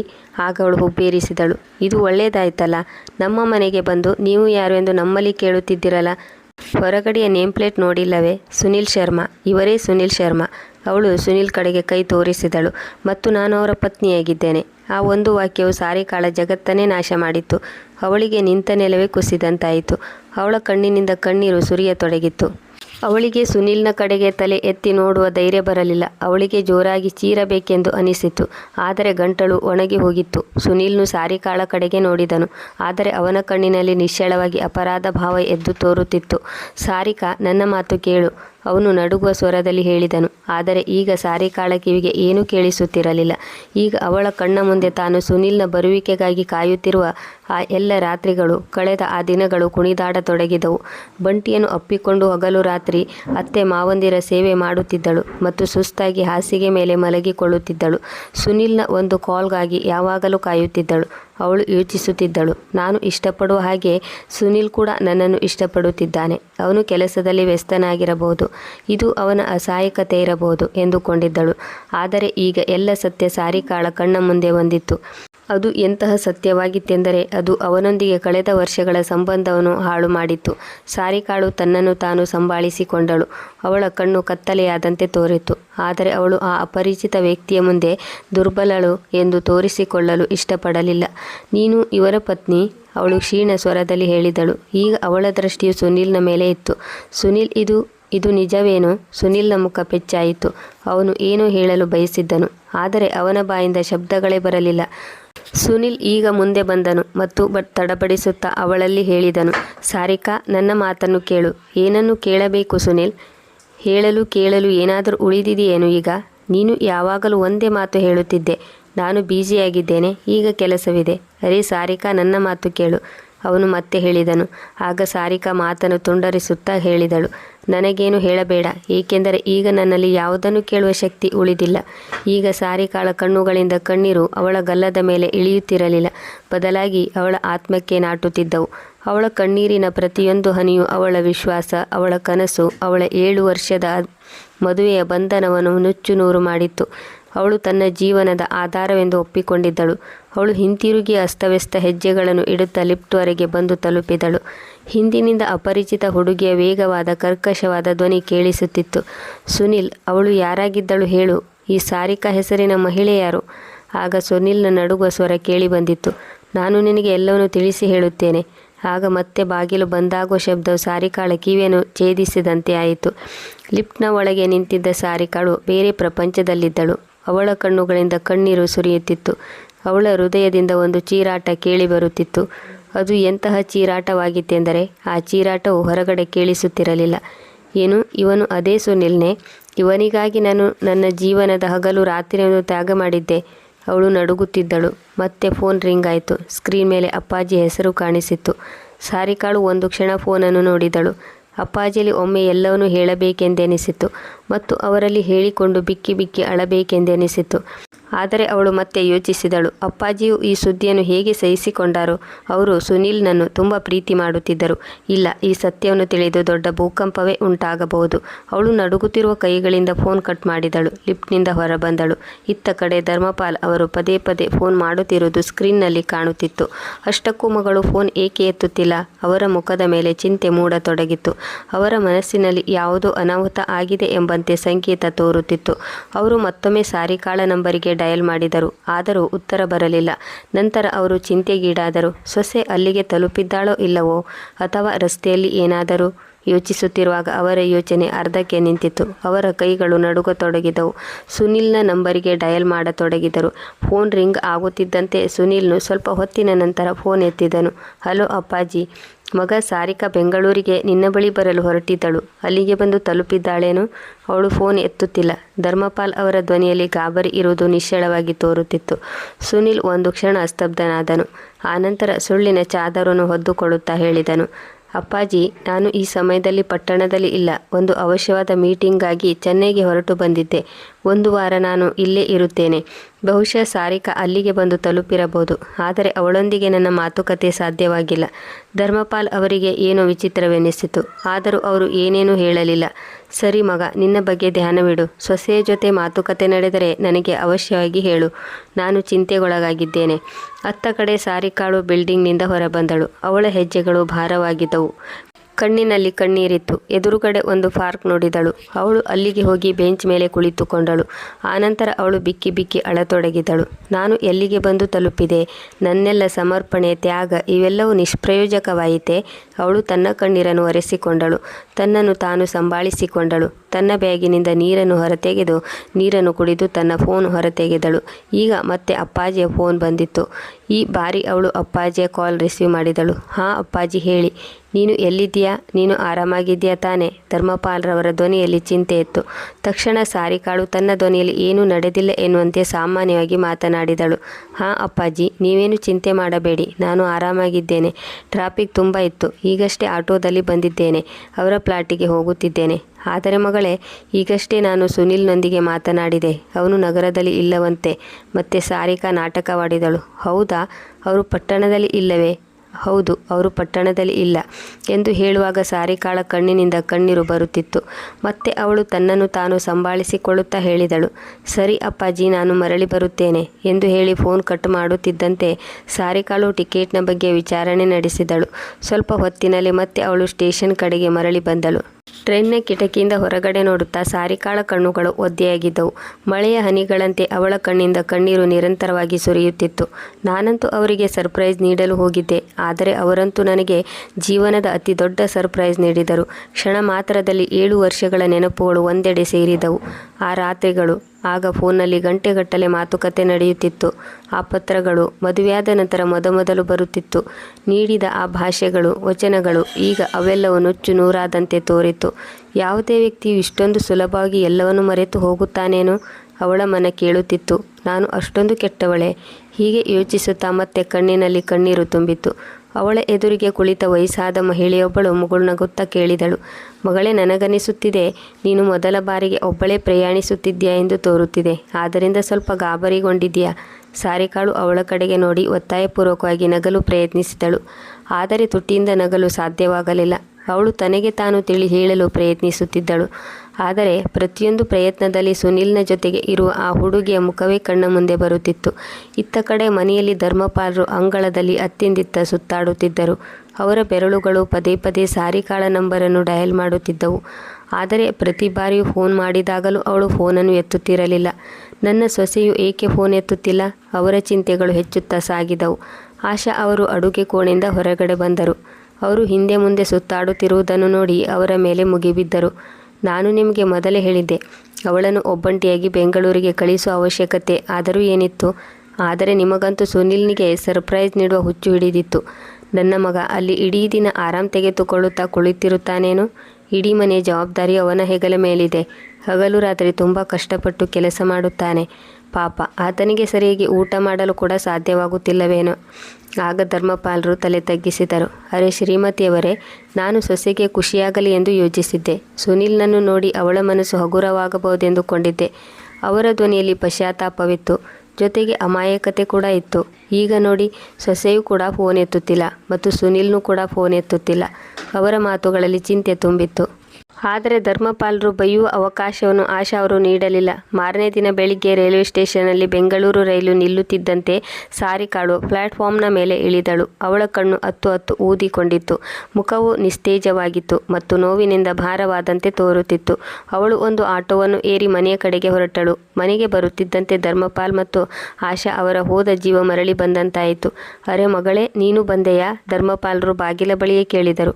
ಮಗಳೇ, ಎಲ್ಲವೂ ಸರಿಯಾಗಿದೆ ತಾನೆ ಎಂದು ಹೇಳುವಾಗ ಅವರ ಮಾತಿನಲ್ಲಿ ನೆಮ್ಮದಿ ಇತ್ತು. ಆದರೆ ಸಾರಿಕಾಳ ಊದಿಕೊಂಡಿರುವ ಕಣ್ಣುಗಳನ್ನು ನೋಡಿ ಅವರ ಎದೆ ಬಡಿತ ಜೋರಾಯಿತು. ಆಶಾ ಅವರು ಕೂಡ ತಮ್ಮ ಸೊಸೆಯನ್ನು ಆಳವಾಗಿ ನೋಡಿದರು. ತಕ್ಷಣವೇ ಹೇಳಿದರು, ಒಂದು ವೇಳೆ ನಿನ್ನನ್ನು ಅಲ್ಲಿಗೆ ಕಳುಹಿಸುವುದಕ್ಕಿಂತ ಮೊದಲು ಈ ಸಾಹೇಬರು ಸುನಿಲ್ನಿಗೆ ಒಂದು ಮಾತು ಹೇಳಿದ್ದರೆ ಈ ಸಂಕಷ್ಟ ಒದಗಿ ಬರುತ್ತಿರಲಿಲ್ಲ. ಸಾರಿಕಾಳು ಅತ್ತೆ ಮಾತನ್ನು ಕೇಳಿದಳು. ನತ್ತು ಮನದಲ್ಲಿ ಯೋಚಿಸಿದಳು. ಒಂದು ವೇಳೆ ಅಪ್ಪಾಜಿ ಅವರಿಗೆ ಫೋನ್ ಮಾಡಿದ್ದರೆ ಬಹುಶಃ ನನಗೆ ತೊಂದರೆ ಆಗುತ್ತಿರಲಿಲ್ಲ ಮತ್ತು ಸತ್ಯವು ನನ್ನ ಕಣ್ಣ ಮುಂದೆ ಬರುತ್ತಿರಲಿಲ್ಲ. ನಾನಂತೂ ಇಡೀ ಜೀವನ ಪೂರ್ತಿ ಆ ಮೋಸಗಾರನ ಸುಳ್ಳಿನ ಸರಮಾಲೆಗಳಲ್ಲೇ ಬದುಕು ನಡೆಸಬೇಕಾಗಿತ್ತು. ಅವಳ ಮನವು ಕಹಿ ನೋವುಗಳಿಂದ ತುಂಬಿ ಹೋಗಿತ್ತು. ಅವಳು ತನ್ನ ಮುಖವನ್ನು ಸಾಮಾನ್ಯವಾಗಿ ಇಟ್ಟುಕೊಳ್ಳಲು ತುಂಬ ಪ್ರಯತ್ನಿಸಿದಳು. ಮಗಳೇ, ಏನು ಯೋಚನೆ ಮಾಡುತ್ತಿದ್ದೀಯಾ? ನಿನ್ನ ಆರೋಗ್ಯ ಸರಿಯಾಗಿದೆ ತಾನೇ? ಮತ್ತು ಇದೇನು, ನೀನು ಅತ್ತಿದ್ದೀಯೇನು? ಅವಳ ಕಣ್ಣಲ್ಲಿ ಕಣ್ಣಿಟ್ಟು ನೋಡುತ್ತಾ ಆಶಾ ಅವರು ಕೇಳಿದರು. ಸಾರಿಕಾ ಬೇಗ ಬೇಗ ಕಣ್ಣನ್ನು ತೊಳೆದುಕೊಂಡಳು. ಇಲ್ಲಮ್ಮ, ಏನೂ ಇಲ್ಲ. ನಾನು ನಿರಂತರವಾಗಿ ಪ್ರಯಾಣ ಮಾಡಿದ್ದರಿಂದ ಸುಸ್ತಾಗಿದ್ದೇನೆ. ಹೋಗಿ ಸ್ವಲ್ಪ ಆರಾಮ್ ತೆಗೆದುಕೊಳ್ಳುತ್ತೇನೆ. ಇಷ್ಟು ಹೇಳಿ ಅವಳು ಬ್ಯಾಗನ್ನು ಎತ್ತಿಕೊಂಡಳು ಮತ್ತು ತನ್ನ ಕೋಣೆ ಕಡೆಗೆ ಬಂದಳು. ತನ್ನ ಅತ್ತೆ ಮಾವ ತನ್ನ ಕಣ್ಣಿನಲ್ಲಿ ಅಡಗಿರುವ ಸತ್ಯವನ್ನು ತಿಳಿಯಬಾರದು ಎಂದು ಅವಳ ಆಸೆಯಾಗಿತ್ತು. ಕೋಣೆಯೊಳಕ್ಕೆ ಬರುತ್ತಿದ್ದಂತೆ ಅವಳ ದೃಷ್ಟಿಯು ಬಂಟಿಯ ಮೇಲೆ ಬಿತ್ತು. ಅವನು ಹಾಸಿಗೆಯಲ್ಲಿ ಮಲಗಿ ದೀರ್ಘ ನಿದ್ರೆಗೆ ಜಾರಿದನು. ಅವಳು ಬಂಟಿಯ ಬಳಿ ಕುಳಿತುಕೊಂಡಳು ಮತ್ತು ಅವನ ಹಣೆಯ ಮೇಲೆ ಕೈ ಆಡಿಸಿದಳು ಮತ್ತು ಕಣ್ಣೀರು ಹಾಕತೊಡಗಿದಳು. ಸಾರಿಕಾ, ಮಗಳೇ, ಊಟ ಮಾಡು. ಆಶಾ ಅವರು ಹೊರಗಿನಿಂದ ಕೂಗಿ ಕರೆದರು. ಅಮ್ಮ, ನಾನು ತುಂಬ ಸುಸ್ತಾಗಿದ್ದೇನೆ. ನಾನು ಮಲಗುತ್ತೇನೆ. ನನಗೆ ಹಸಿವಿಲ್ಲ. ಹೀಗೆ ಹೇಳಿ ಸಾರಿಕಾ ಬಾಗಿಲನ್ನು ಹಾಕಿಕೊಂಡು ಹಾಸಿಗೆ ಮೇಲೆ ಮಲಗಿಕೊಂಡಳು. ಅವಳ ಕಣ್ಣಿಗೆ ನಿದ್ದೆ ಹತ್ತುವುದಂತೂ ದೂರದ ಮಾತಾಗಿತ್ತು. ತುಂಬ ಹೊತ್ತಿನವರೆಗೆ ಸಾರಿಕಾ ಕುಳಿತುಕೊಂಡಿದ್ದಳು. ಅವಳ ಮನಸ್ಸು ಹೇಳುತ್ತಿತ್ತು, ಈಗಿಂದೀಗಲೇ ಮನೆಯನ್ನು ಬಿಟ್ಟು ಬಿಡು. ಎಲ್ಲವನ್ನು ಬಿಟ್ಟು ಎಲ್ಲಾದರೂ ಹೊರಟು ಹೋಗು. ಆದರೆ ಜೀವನದ ಎಲ್ಲ ಸವಾಲುಗಳು ಎದುರಿಗೆ ಬಂದು ನಿಂತವು. ಇವೆಲ್ಲವುಗಳಿಗೆ ಸುಲಭವಾಗಿ ಉತ್ತರ ಇರಲಿಲ್ಲ. ನಾನು ಮನೆಯನ್ನು ಬಿಟ್ಟು ಹೊರಟು ಹೋಗಲೇ? ಹೋದರೆ ಎಲ್ಲಿಗೆ ಹೋಗಲಿ? ಆದರೆ ತವರಿಗೆ ಹೋಗುವ ಯೋಚನೆ ಬರುತ್ತಿದ್ದಂತೆ ಅವಳ ಮನಸ್ಸು ಮುದುಡಿ ತವರು ಮನೆಯವರಿಗೆ ಭಾರವಾಗಿ ಕುಳಿತುಕೊಳ್ಳುವುದು ಅಂದರೆ ಬೇಡ, ಇದು ಸಾಧ್ಯವಿಲ್ಲ. ಇದು ಸರಿಯಾದ ನಿರ್ಧಾರವಲ್ಲ. ಅವಳು ಎಂದಿಗೂ ತನ್ನ ತಂದೆ ತಾಯಿಗಳಿಗೆ ಈ ರೀತಿಯ ಕಷ್ಟವನ್ನು ನೀಡಲು ಬಯಸಲಿಲ್ಲ. ಆದರೆ ಅವಳು ಸ್ವಾವಲಂಬಿಯಾಗಿರಲಿಲ್ಲ. ಮನೆಯ ಪ್ರತಿಯೊಂದು ಖರ್ಚು ವೆಚ್ಚ, ಬಂಟಿಯ ಚಿಕ್ಕ ಚಿಕ್ಕ ಅವಶ್ಯಕತೆಗಳು, ಅತ್ತೆ ಮಾವಂದಿರ ಔಷಧಿ ಎಲ್ಲವನ್ನು ಸುನಿಲ್ ಕಳಿಸುವ ಹಣದಿಂದಲೇ ನೋಡಿಕೊಳ್ಳಬೇಕಾಗಿತ್ತು. ಇದನ್ನು ಯೋಚಿಸಿ ಅವಳ ಗಂಟಲು ಇನ್ನೂ ಒಣಗಿತ್ತು. ಯಾವ ವ್ಯಕ್ತಿಯು ತನಗೆ ಮೋಸ ಮಾಡಿದ್ದನೋ ಇಂದು ಅವಳು ಆತನ ಸಂಪಾದನೆಯ ಮೇಲೆ ಅವಲಂಬಿತವಾಗಿದ್ದಳು. ಹೀಗಿರುವಾಗ ಬೇರೆ ನಿರ್ಧಾರವನ್ನು ಅವಳು ಹೇಗೆ ತೆಗೆದುಕೊಳ್ಳಲು ಸಾಧ್ಯ? ಅತ್ತ ಕಡೆ ಬೆಂಗಳೂರಿನಲ್ಲಿ ಸುನಿಲ್ನ ಪ್ಲಾಟ್ನಲ್ಲಿ ಅವನ ಮತ್ತೊಂದು ಹೆಂಡತಿ ಟೀನಾ ಹಲವಾರು ಪ್ರಶ್ನೆಗಳನ್ನು ಎತ್ತಿ ಸವಾಲಿನ ಚಾಟಿಯನ್ನು ಬೀಸಿದ್ದಳು. ಟೀನಾಳ ಜೊತೆಗೆ ಸುನಿಲ್ನು 4 ವರ್ಷಗಳ ಹಿಂದೆಯೇ ಮದುವೆ ಮಾಡಿಕೊಂಡಿದ್ದನು. ಅವಳು ಪ್ರಶ್ನೆಯ ಮೇಲೆ ಪ್ರಶ್ನೆಗಳನ್ನು ಕೇಳುತ್ತಿದ್ದಳು. ಸುನಿಲ್, ಆ ಮಹಿಳೆ ಯಾರು? ಈ ಸಾರಿಕಾ ಯಾರು? ನನಗೆ ಹೇಳು, ಸತ್ಯವೇನು? ಅವಳ ಧ್ವನಿಯಲ್ಲಿ ಸಿಟ್ಟು ಹಾಗೂ ನೋವು ಎರಡೂ ಇತ್ತು. ಸುನಿಲ್ನ ಮುಖ ಪೆಚ್ಚಾಯಿತು. ಈಗ ಸತ್ಯವನ್ನು ಮುಚ್ಚಿಡುವುದು ಅಸಾಧ್ಯವೆಂದು ಅವನಿಗೆ ಗೊತ್ತಿತ್ತು. ಅವನು ತಲೆಯನ್ನು ತಗ್ಗಿಸಿ ನಡುಗುವ ಸ್ವರದಲ್ಲಿ ಹೇಳಿದ, ಟೀನಾ, ನಾನು ನಿನಗೆ ಸುಳ್ಳು ಹೇಳಿದ್ದೆ. ನನಗೆ ಮೊದಲೇ ಮದುವೆಯಾಗಿದೆ. ಸಾರಿಕಾ ನನ್ನ ಹೆಂಡತಿಯಾಗಿದ್ದಾಳೆ. ಮತ್ತೆ ನನಗೆ ಒಬ್ಬ ಮಗ ಕೂಡ ಇದ್ದಾನೆ. ಆಗ ಟೀನಾಳ ಕಣ್ಣುಗಳು ಅವಿಶ್ವಾಸದಿಂದ ತುಂಬಿ ಹೋದವು. ಏನು? ನನ್ನನ್ನು ಮದುವೆಯಾಗುವುದಕ್ಕಿಂತ ಮೊದಲೇ ನೀನು ಅವಿವಾಹಿತ ಎಂದು ನನಗೆ ಹೇಳಿದೆಯಲ್ಲವೇ? ಆದರೆ ಇದೇನು? ಆದಷ್ಟು ಬೇಗ ನೀನು ನಿನ್ನ ಪರಿವಾರವನ್ನು ಕೂಡ ಭೇಟಿ ಮಾಡಿಸುತ್ತೇನೆ ಎಂದು ಹೇಳಿದ್ದೆ. ನಾನಂತೂ ಹೈರಾಣಾಗಿದ್ದೇನೆ. 4 ವರ್ಷದವರೆಗೆ ನೀನು ಈ ವಿಷಯವನ್ನು ಮುಚ್ಚಿಟ್ಟು ನನ್ನನ್ನು ಕತ್ತಲೆಯಲ್ಲಿ ಇಟ್ಟೆಯಲ್ಲವೇ? ಟೀನಾಳ ಶಬ್ದಗಳು ಬಾಣದಂತೆ ಸುನಿಲ್ನ ಎದೆಗೆ ಚುಚ್ಚುತ್ತಿದ್ದವು. ಟೀನಾ, ನನ್ನ ಮಾತನ್ನು ಕೇಳು. ನಾನು ಕೇವಲ ನಿನ್ನನ್ನು ಪ್ರೀತಿಸುತ್ತೇನೆ. ಆ ಹುಡುಗಿಯನಂತೂ ನನ್ನ ಪರಿವಾರದವರು ಒತ್ತಾಯಪೂರ್ವಕವಾಗಿ ನನ್ನ ಕುತ್ತಿಗೆಗೆ ಕಟ್ಟಿದ್ದಾರೆ. ನೀನು ನನ್ನನ್ನು ನಂಬು. ನನ್ನ ಹೃದಯದಲ್ಲಿ ಯಾರಿಗಾದರೂ ಜಾಗವಿದ್ದರೆ ಅದು ಕೇವಲ ನೀನೇ. ಸುನಿಲ್ನು ಅವಳನ್ನು ನಂಬಿಸಲು ಪ್ರಯತ್ನಿಸಿದನು. ಇದಾದ ಮೇಲೆ ಟೀನಾ ಏನನ್ನೂ ಹೇಳಲಿಲ್ಲ. ಈಗ ಅವಳು ಚಿಂತೆಯಲ್ಲಿ ಮುಳುಗಿ ಹೋದಳು. ಆಗ ಸುನಿಲ್ ಯೋಚಿಸಿದನು, ಸಾರಿಕಾ ಎಲ್ಲಾದರೂ ಮನೆಗೆ ತಲುಪಿದ ನಂತರ ಅಪ್ಪ ಅಮ್ಮನಿಗೆ ಈ ವಿಷಯವನ್ನು ಹೇಳಿಬಿಟ್ಟರೆ? ನಾನು ಆದಷ್ಟು ಬೇಗ ಮನೆಗೆ ಹೋಗಬೇಕು. ಒಮ್ಮೆ ನಾನು ಮನೆಗೆ ಹೋದರೆ ಸಾರಿಕಾಳನ್ನು ಹಾಗೋ ಹೀಗೋ ಮಾಡಿ ಒಪ್ಪಿಸುತ್ತೇನೆ. ಸಾರಿಕಾಳಿಗೆ ನನಗೆ ಸರ್ಪ್ರೈಸ್ ನೀಡುವ ಯೋಚನೆ ಎಲ್ಲಿಂದ ಬಂತೋ? ಎಲ್ಲವೂ ಚೆನ್ನಾಗಿ ಸಾಗುತ್ತಿತ್ತು. ಒಂದು ವೇಳೆ ಸಾರಿಕಾ ಇಲ್ಲಿಗೆ ಬರದಿದ್ದರೆ ಈ ರೀತಿಯ ತಮಾಷೆ ನೋಡುವ ಸಂದರ್ಭ ಒದಗಿ ಬರುತ್ತಿರಲಿಲ್ಲ. ಮಾರನೇ ದಿನವೇ ಸುನಿಲ್ ಮನೆಗೆ ಹೊರಟು ಬಂದನು.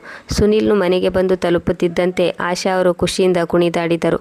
ಮಗ, ನೀನು ಬಂದೆಯಾ ಎನ್ನುತ್ತಾ ಅವರು ಮಗನನ್ನು ತಬ್ಬಿಕೊಂಡರು. ಇಬ್ಬರು ಒಳಗಡೆ ಬಂದರು. ಆಗ ಧರ್ಮಪಾಲರ ದೃಷ್ಟಿಯು ಸುನಿಲ್ನ ಮೇಲೆ ನೆಟ್ಟಿತ್ತು. ಮಗ, ನೀನಂತೂ ಒಂದು ವಾರದ ಮಟ್ಟಿಗೆ ಚೆನ್ನೈಗೆ ಹೋಗಿದೆಯಲ್ಲವೇ? ಇಷ್ಟೊಂದು ಬೇಗ ಹೇಗೆ ಮರಳಿ ಬಂದೆ? ಅವರ ಧ್ವನಿಯಲ್ಲಿ ಸಂಶಯದ ನೆರಳು ಮೂಡಿತ್ತು. ಸುನಿಲ್ನು ಮೇಲೆ ನಗು ಬೀರುವ ಪ್ರಯತ್ನ ಮಾಡಿದನು.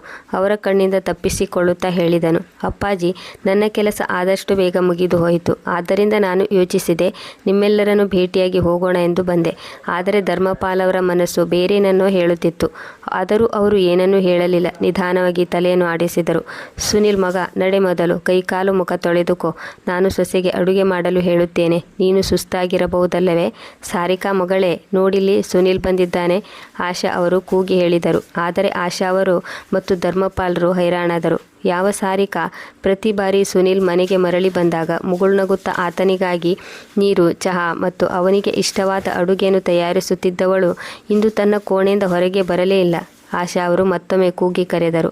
ಸಾರಿಕಾ ಮಗಳೇ, ನಾನು ಹೇಳುವುದು ಕೇಳುತ್ತಿದೆ ತಾನೇ? ಸುನಿಲ್ನಿಗೆ ಹಸಿವಾಗಿರಬಹುದು, ಅವನಿಗೆ ಊಟ ಬಡಿಸುವುದಿಲ್ಲವೇ? ಕೆಲವು ಸೆಕೆಂಡ್ಗಳವರೆಗೆ ಯಾವುದೇ ಉತ್ತರ ಬರಲಿಲ್ಲ. ಆನಂತರ ಕೋಣೆಯ ಬಾಗಿಲು ತೆರೆಯಿತು ಮತ್ತು ನಿತ್ರಾಣವಾದವಳಂತೆ, ನಿರ್ಜೀವವಾದವಳಂತೆ ಸಾರಿಕಾ ಕೋಣೆಯಿಂದ ಹೊರಬಂದಳು. ಏನನ್ನೂ ಮಾತನಾಡದೆ ಅಡುಗೆ ಕೋಣೆಗೆ ಹೊರಟು ಹೋದಳು. ಸ್ವಲ್ಪ ಹೊತ್ತಿನಲ್ಲಿ ಟೇಬಲ್ ಮೇಲೆ ಊಟವನ್ನು ಬಡಿಸಲಾಯಿತು. ಹಾಗಲಕಾಯಿ ಪಲ್ಯ, ಕುಂಬಳಕಾಯಿ ಸಾರು. ಇದನ್ನು ನೋಡುತ್ತಿದ್ದಂತೆ ಆಶಾ ಅವರು ಬಡಬಡಿಸಿದರು. ಇದೇನು ಮಗಳೇ, ಇದ್ಯಾವ ಅಡುಗೆ ಮಾಡಿದೀಯಾ? ಸುನಿಲ್ ಬಂದಿದ್ದಾನೆ, ನೀನು ಅವನಿಗಾಗಿ ಹಾಗಲಕಾಯಿ ಪಲ್ಯ ಮಾಡಿದ್ಯೇನು? ಯಾವಾಗಲೂ ಅವನಿಗೆ ಇಷ್ಟವಾದ ಅಡುಗೆ ಮಾಡುತ್ತಿದ್ದವಳಲ್ಲವೇ ನೀನು? ಇಂದು ನಿನಗೆ ಏನಾಯಿತು? ಸಾರಿಕಾ ಸುಮ್ಮನೆ ಇದ್ದಳು. ಅದಕ್ಕೆ ಉತ್ತರವನ್ನು ನೀಡಲಿಲ್ಲ ಮತ್ತು ದೂರನೂ ಕೂಡ ಕೊಡಲಿಲ್ಲ. ಮತ್ತು ಸುನಿಲ್ ತನ್ನ ಇಡೀ ಜೀವನದಲ್ಲಿ ಎಂದಿಗೂ ಹಾಗಲಕಾಯಿ ಮುಟ್ಟಿಯೂ ಕೂಡ ನೋಡಿದವನಲ್ಲ. ಇಂದು ಒಂದೂ ಕೂಡ ಮಾತನಾಡದೆ ತಟ್ಟೆಯನ್ನು ಎತ್ತಿಕೊಂಡನು. ಕಹಿಯಾದ ಪಲ್ಯ ಜೊತೆಗೆ ಸುಮ್ಮನೆ ಚಪಾತಿಯನ್ನು ತಿಂದನು. ಧರ್ಮಪಾಲರು ಎಲ್ಲವನ್ನು ಸುಮ್ಮನೆ ನೋಡುತ್ತಿದ್ದರು. ಅವರ ಮನಸ್ಸಿನಲ್ಲಿ ಈಗಲೂ ಕೂಡ ಶಂಕೆ ಕಾಡುತ್ತಿತ್ತು. ಏನೋ ನಡೆಯಬಾರದ ಘಟನೆ ಅವಶ್ಯವಾಗಿ ನಡೆದಿದೆ. ಇದನ್ನು ನಮ್ಮಿಂದ ಮುಚ್ಚಿಡಲಾಗಿದೆ. ಸಾರಿಕಾಳು ಎಂದಿಗೂ ಈ ರೀತಿ ವರ್ತಿಸಿದವಳಲ್ಲ. ಸ್ವಲ್ಪ ಹೊತ್ತಿನ ನಂತರ ಸಾರಿಕಾಳು ಎಲ್ಲ ಕೆಲಸವನ್ನು ಮುಗಿಸಿ ಕೋಣೆಗೆ ಹೊರಟು ಹೋದಳು. ಸುನಿಲ್ನು ಬಂಟಿಯನ್ನು ಮಡಿಲಿನಲ್ಲಿ ಎತ್ತಿಕೊಂಡು ಅಲ್ಲಿಯೇ ಕುಳಿತುಕೊಂಡಿದ್ದನು. ಸಾರಿಕಾಳು ಒಳಗಡೆ ಬರುತ್ತಿದ್ದಂತೆ ಸುನಿಲ್ನು ಸ್ವಲ್ಪ ಹೊತ್ತಿನಲ್ಲಿ ಬಂಟಿಯನ್ನು ಮಲಗಿಸಿದನು. ನಂತರ ನಿಧಾನವಾಗಿ ಸಾರಿಕಾಳ ಕೈಯನ್ನು ಹಿಡಿದುಕೊಂಡು, ಸಾರಿಕಾ, ನನ್ನ ಜೊತೆ ಏಕೆ ಮಾತನಾಡುತ್ತಿಲ್ಲ? ನಾನು ತಪ್ಪು ಮಾಡಿದ್ದೇನೆ ಎಂಬುದನ್ನು ಒಪ್ಪಿಕೊಳ್ಳುತ್ತೇನೆ. ಇದಕ್ಕಾಗಿ ನೀನು ಎಷ್ಟು ಬಾರಿ ಹೇಳುತ್ತೀಯೋ ಅಷ್ಟು ಬಾರಿ ಕ್ಷಮೆ ಕೇಳಲು ತಯಾರಾಗಿದ್ದೇನೆ. ಆದರೆ ಸಾರಿಕಾ ಅವನ ಕೈಯಿಂದ ತನ್ನ ಕೈಯನ್ನು ಬಿಡಿಸಿಕೊಂಡಳು. ಶಾಂತವಾದ ದೃಷ್ಟಿಯಲ್ಲಿ ಅವನನ್ನು ನೋಡಿದಳು. ನಂತರ ಏನನ್ನೂ ಹೇಳದೆ ಕೇಳದೆ ಅಡುಗೆ ಕೋಣೆಯ ಕಡೆಗೆ ಹೊರಟು ಹೋದಳು. ಸುನಿಲ್ನು ಅವಕ್ಕಾಗಿ ಅಲ್ಲಿಯೇ ನಿಂತನು. ಇತ್ತ ಕಡೆ ಧರ್ಮಪಾಲರ ದೃಷ್ಟಿಯು ಸುನಿಲ್ ಹಾಗೂ ಸಾರಿಕಾರ ನಡುವಿನ ಕಣ್ಣಿಗೆ ಕಾಣದ ದೂರವನ್ನು ಭೇದಿಸಲು ಪ್ರಯತ್ನಿಸುತ್ತಿದ್ದರು. ಅವರಿಗೆ ಇದು ಒಂದು ಸಾಮಾನ್ಯವಾದ ಭಿನ್ನಾಭಿಪ್ರಾಯವಾಗಿರಲಿಲ್ಲ. ಸುನಿಲ್ನ ಒತ್ತಾಯದ ನಗು ಮತ್ತು ಸಾರಿಕಾಳ ಮೌನ ಅವರ ಮನಸ್ಸಿನಲ್ಲಿ ಹಲವಾರು ಪ್ರಶ್ನೆಗಳ ಜಾಲವೇ ಮೂಡಿತ್ತು.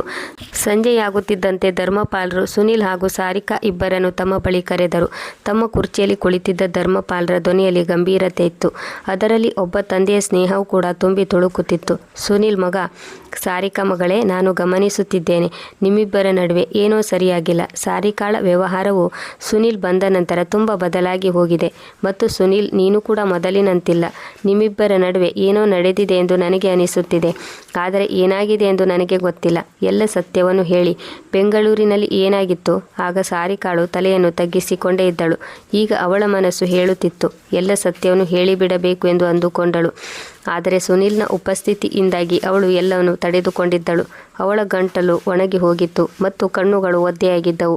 ಅವಳು ಏನಾದರೂ ಹೇಳುವುದಕ್ಕಿಂತ ಮೊದಲೇ ಸುನಿಲ್ನು ಮಂದವಾಗಿ ನಗಲು ಪ್ರಯತ್ನಿಸಿದನು. ಅಪ್ಪಾಜಿ, ನೀವು ಕಾರಣವಿಲ್ಲದೆ ಚಿಂತೆಗೊಳಗಾಗಿದ್ದೀರಿ. ಎಲ್ಲವೂ ಸರಿಯಾಗಿದೆ. ಅವನ ಧ್ವನಿಯಲ್ಲಿ ನಕಲಿ ಕಾಳಜಿ ಇತ್ತು. ಆದರೆ ಸತ್ಯವನ್ನು ಮರೆಮಾಚುವ ಪ್ರಯತ್ನದಲ್ಲಿ ಅವನ ಕೈಗಳು ನಡುಗುತ್ತಿದ್ದವು. ಈಗ ಸಾರಿಕಾಳಿಗೆ ಮೌನವಾಗಿರಲು ಸಾಧ್ಯವಾಗಲಿಲ್ಲ. ಅವಳು ಮೌನ ಮುರಿದಳು. ಅವಳು ತಲೆ ಎತ್ತಿದಳು ಮತ್ತು ದೃಢವಾದ ಸ್ವರದಲ್ಲಿ ಹೇಳಿದಳು, ಇಲ್ಲ ಅಪ್ಪಾಜಿ, ಯಾವುದೂ ಸರಿಯಾಗಿಲ್ಲ. ಆನಂತರ ಅವಳು ಎಲ್ಲ ಸತ್ಯವನ್ನು ಅಪ್ಪಾಜಿಯ ಮುಂದಿಟ್ಟಳು. ಬೆಂಗಳೂರಿನಲ್ಲಿ ನಾನು ಸುನಿಲ್ನ ಫ್ಲ್ಯಾಟಿಗೆ ಹೋಗಿ ತಲುಪಿದಾಗ ಏನಾಯಿತೆಂದು ಒಂದೊಂದು ಮಾತನ್ನು ಅಪ್ಪಾಜಿಗೆ ಅವಳು ಹೇಳಿದಳು. ಒಂದೊಂದು ಮಾತಿನ ಜೊತೆಗೆ ಅವರ ಮನೆಯಲ್ಲಿ ಮೌನ ಆವರಿಸಿತ್ತು. ಧರ್ಮಪಾಲರಿಗೆ ನಿಂತ ನೆಲವೇ ಕುಸಿದಂತಾಯಿತು. ಅವರ ಕಣ್ಣುಗಳು ಅವಿಶ್ವಾಸದಿಂದ ತುಂಬಿ ಹೋದವು. ಯಾವುದೋ ಕೆಟ್ಟ ಕನಸು ನಿಜವಾಗಿರುವಂತೆ ಅವರಿಗೆ ತೋರಿತ್ತು. ಹತ್ತಿರದಲ್ಲಿ ನಿಂತ ಆಶಾ ಅವರು ಕೂಡ ತಮ್ಮ ಕಿವಿಯನ್ನೇ ತಾವು ನಂಬಲಿಲ್ಲ. ಅವರ ಮುಖ ಬಿಳಿಚಿಕೊಂಡಿತು. ಕೈಗಳು ನಡುಗತೊಡಗಿದವು. ಇದು ನೀನೇನು ಮಾಡಿಬಿಟ್ಟೆ ಸುನಿಲ್? ಧರ್ಮಪಾಲರ ಧ್ವನಿಯು ನಡುಗುತ್ತಿತ್ತು. ಅವರ ಮನಸ್ಸಿಗೆ ಆಳವಾದ ಗಾಯವಾದಂತೆ ತೋರುತ್ತಿತ್ತು. ನನ್ನ ಮಗನು ನನ್ನ ಸೊಸೆಗೆ ಈ ರೀತಿ ಮೋಸ ಮಾಡಿದನೆ? ಆಗ ಸುನಿಲ್ ತಲೆ ತಗ್ಗಿಸಿ ಹೇಳಿದನು, ಅಪ್ಪಾಜಿ, ಆ ರೀತಿ ಏನೂ ಇಲ್ಲ. ಇದೆಲ್ಲವೂ ಕೇವಲ ತಪ್ಪು ತಿಳುವಳಿಕೆಯಾಗಿದೆ. ಅವನ ಧ್ವನಿಯಲ್ಲಿ ಕೊಂಚ ನಡುಕವಿತ್ತು. ಆದರೆ ಅವನು ತನ್ನ ಸತ್ಯವನ್ನು ಮರೆಮಾಚಲು ಪ್ರಯತ್ನಿಸುತ್ತಿದ್ದನು. ಆಗ ಆಶಾ ಅವರು ತನ್ನ ಮಗನ ಕಡೆಗೆ ನೋಡಿದರು. ಅವರ ಮಮತೆ ಪೂರ್ವಕವಾದ ಹೃದಯವು ಈಗಲೂ ಸುನಿಲ್ನನ್ನು ರಕ್ಷಿಸಲು ಪ್ರಯತ್ನಿಸುತ್ತಿತ್ತು. ಹಾ ಮಗಳೇ, ನೀನೇಕೆ ನಿನ್ನ ಪತಿಯ ಮೇಲೆ ತಪ್ಪು ಆರೋಪವನ್ನು ಹೊರಿಸುತ್ತಿದ್ದೀಯಾ? ಅವರು ತೀಕ್ಷ್ಣವಾದ ಸ್ವರದಲ್ಲಿ ಹೇಳಿದರು. ನನ್ನ ಮಗ ಹಗಲು ರಾತ್ರಿ ಕಷ್ಟಪಡುತ್ತಾನೆ.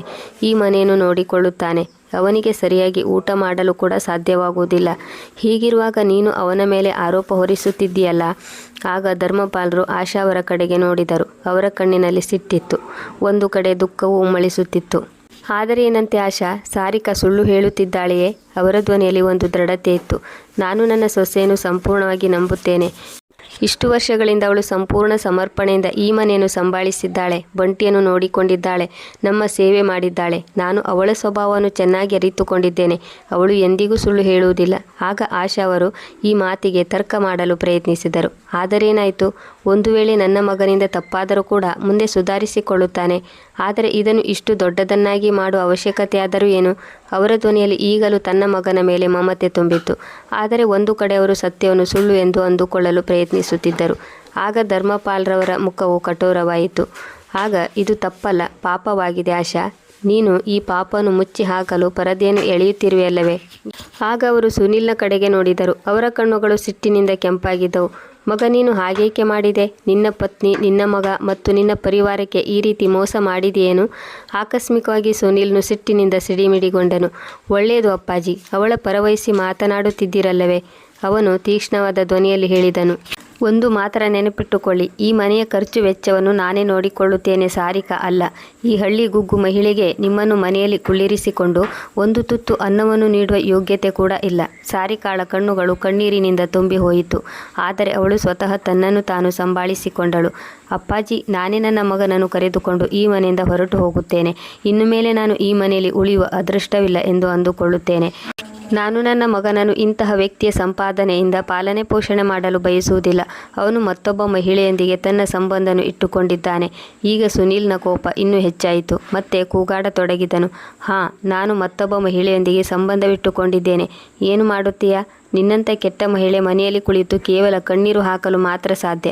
ಅವನ ಮಾತುಗಳು ಮನೆಯ ತುಂಬ ಬಾಣದಂತೆ ಪ್ರತಿಧ್ವನಿಸಿದವು. ಸಾರಿಕಾಳ ಹೃದಯವು ಮುರಿದು ಹೋದಂತೆ ಭಾಸವಾಯಿತು. ಇದಕ್ಕೂ ಮೊದಲು ಅವಳು ಏನನ್ನು ಹೇಳುವ ಮೊದಲೇ ಆಶಾ ಅವರ ಕೋಪ ನೆತ್ತಿಗೇರಿತ್ತು. ಅವಳು ವೇಗವಾಗಿ ಮುಂದೆ ಬಂದಳು. ತನ್ನ ಮಗನ ಕೆನ್ನೆಗೆ ಬಾರಿಸಿದಳು.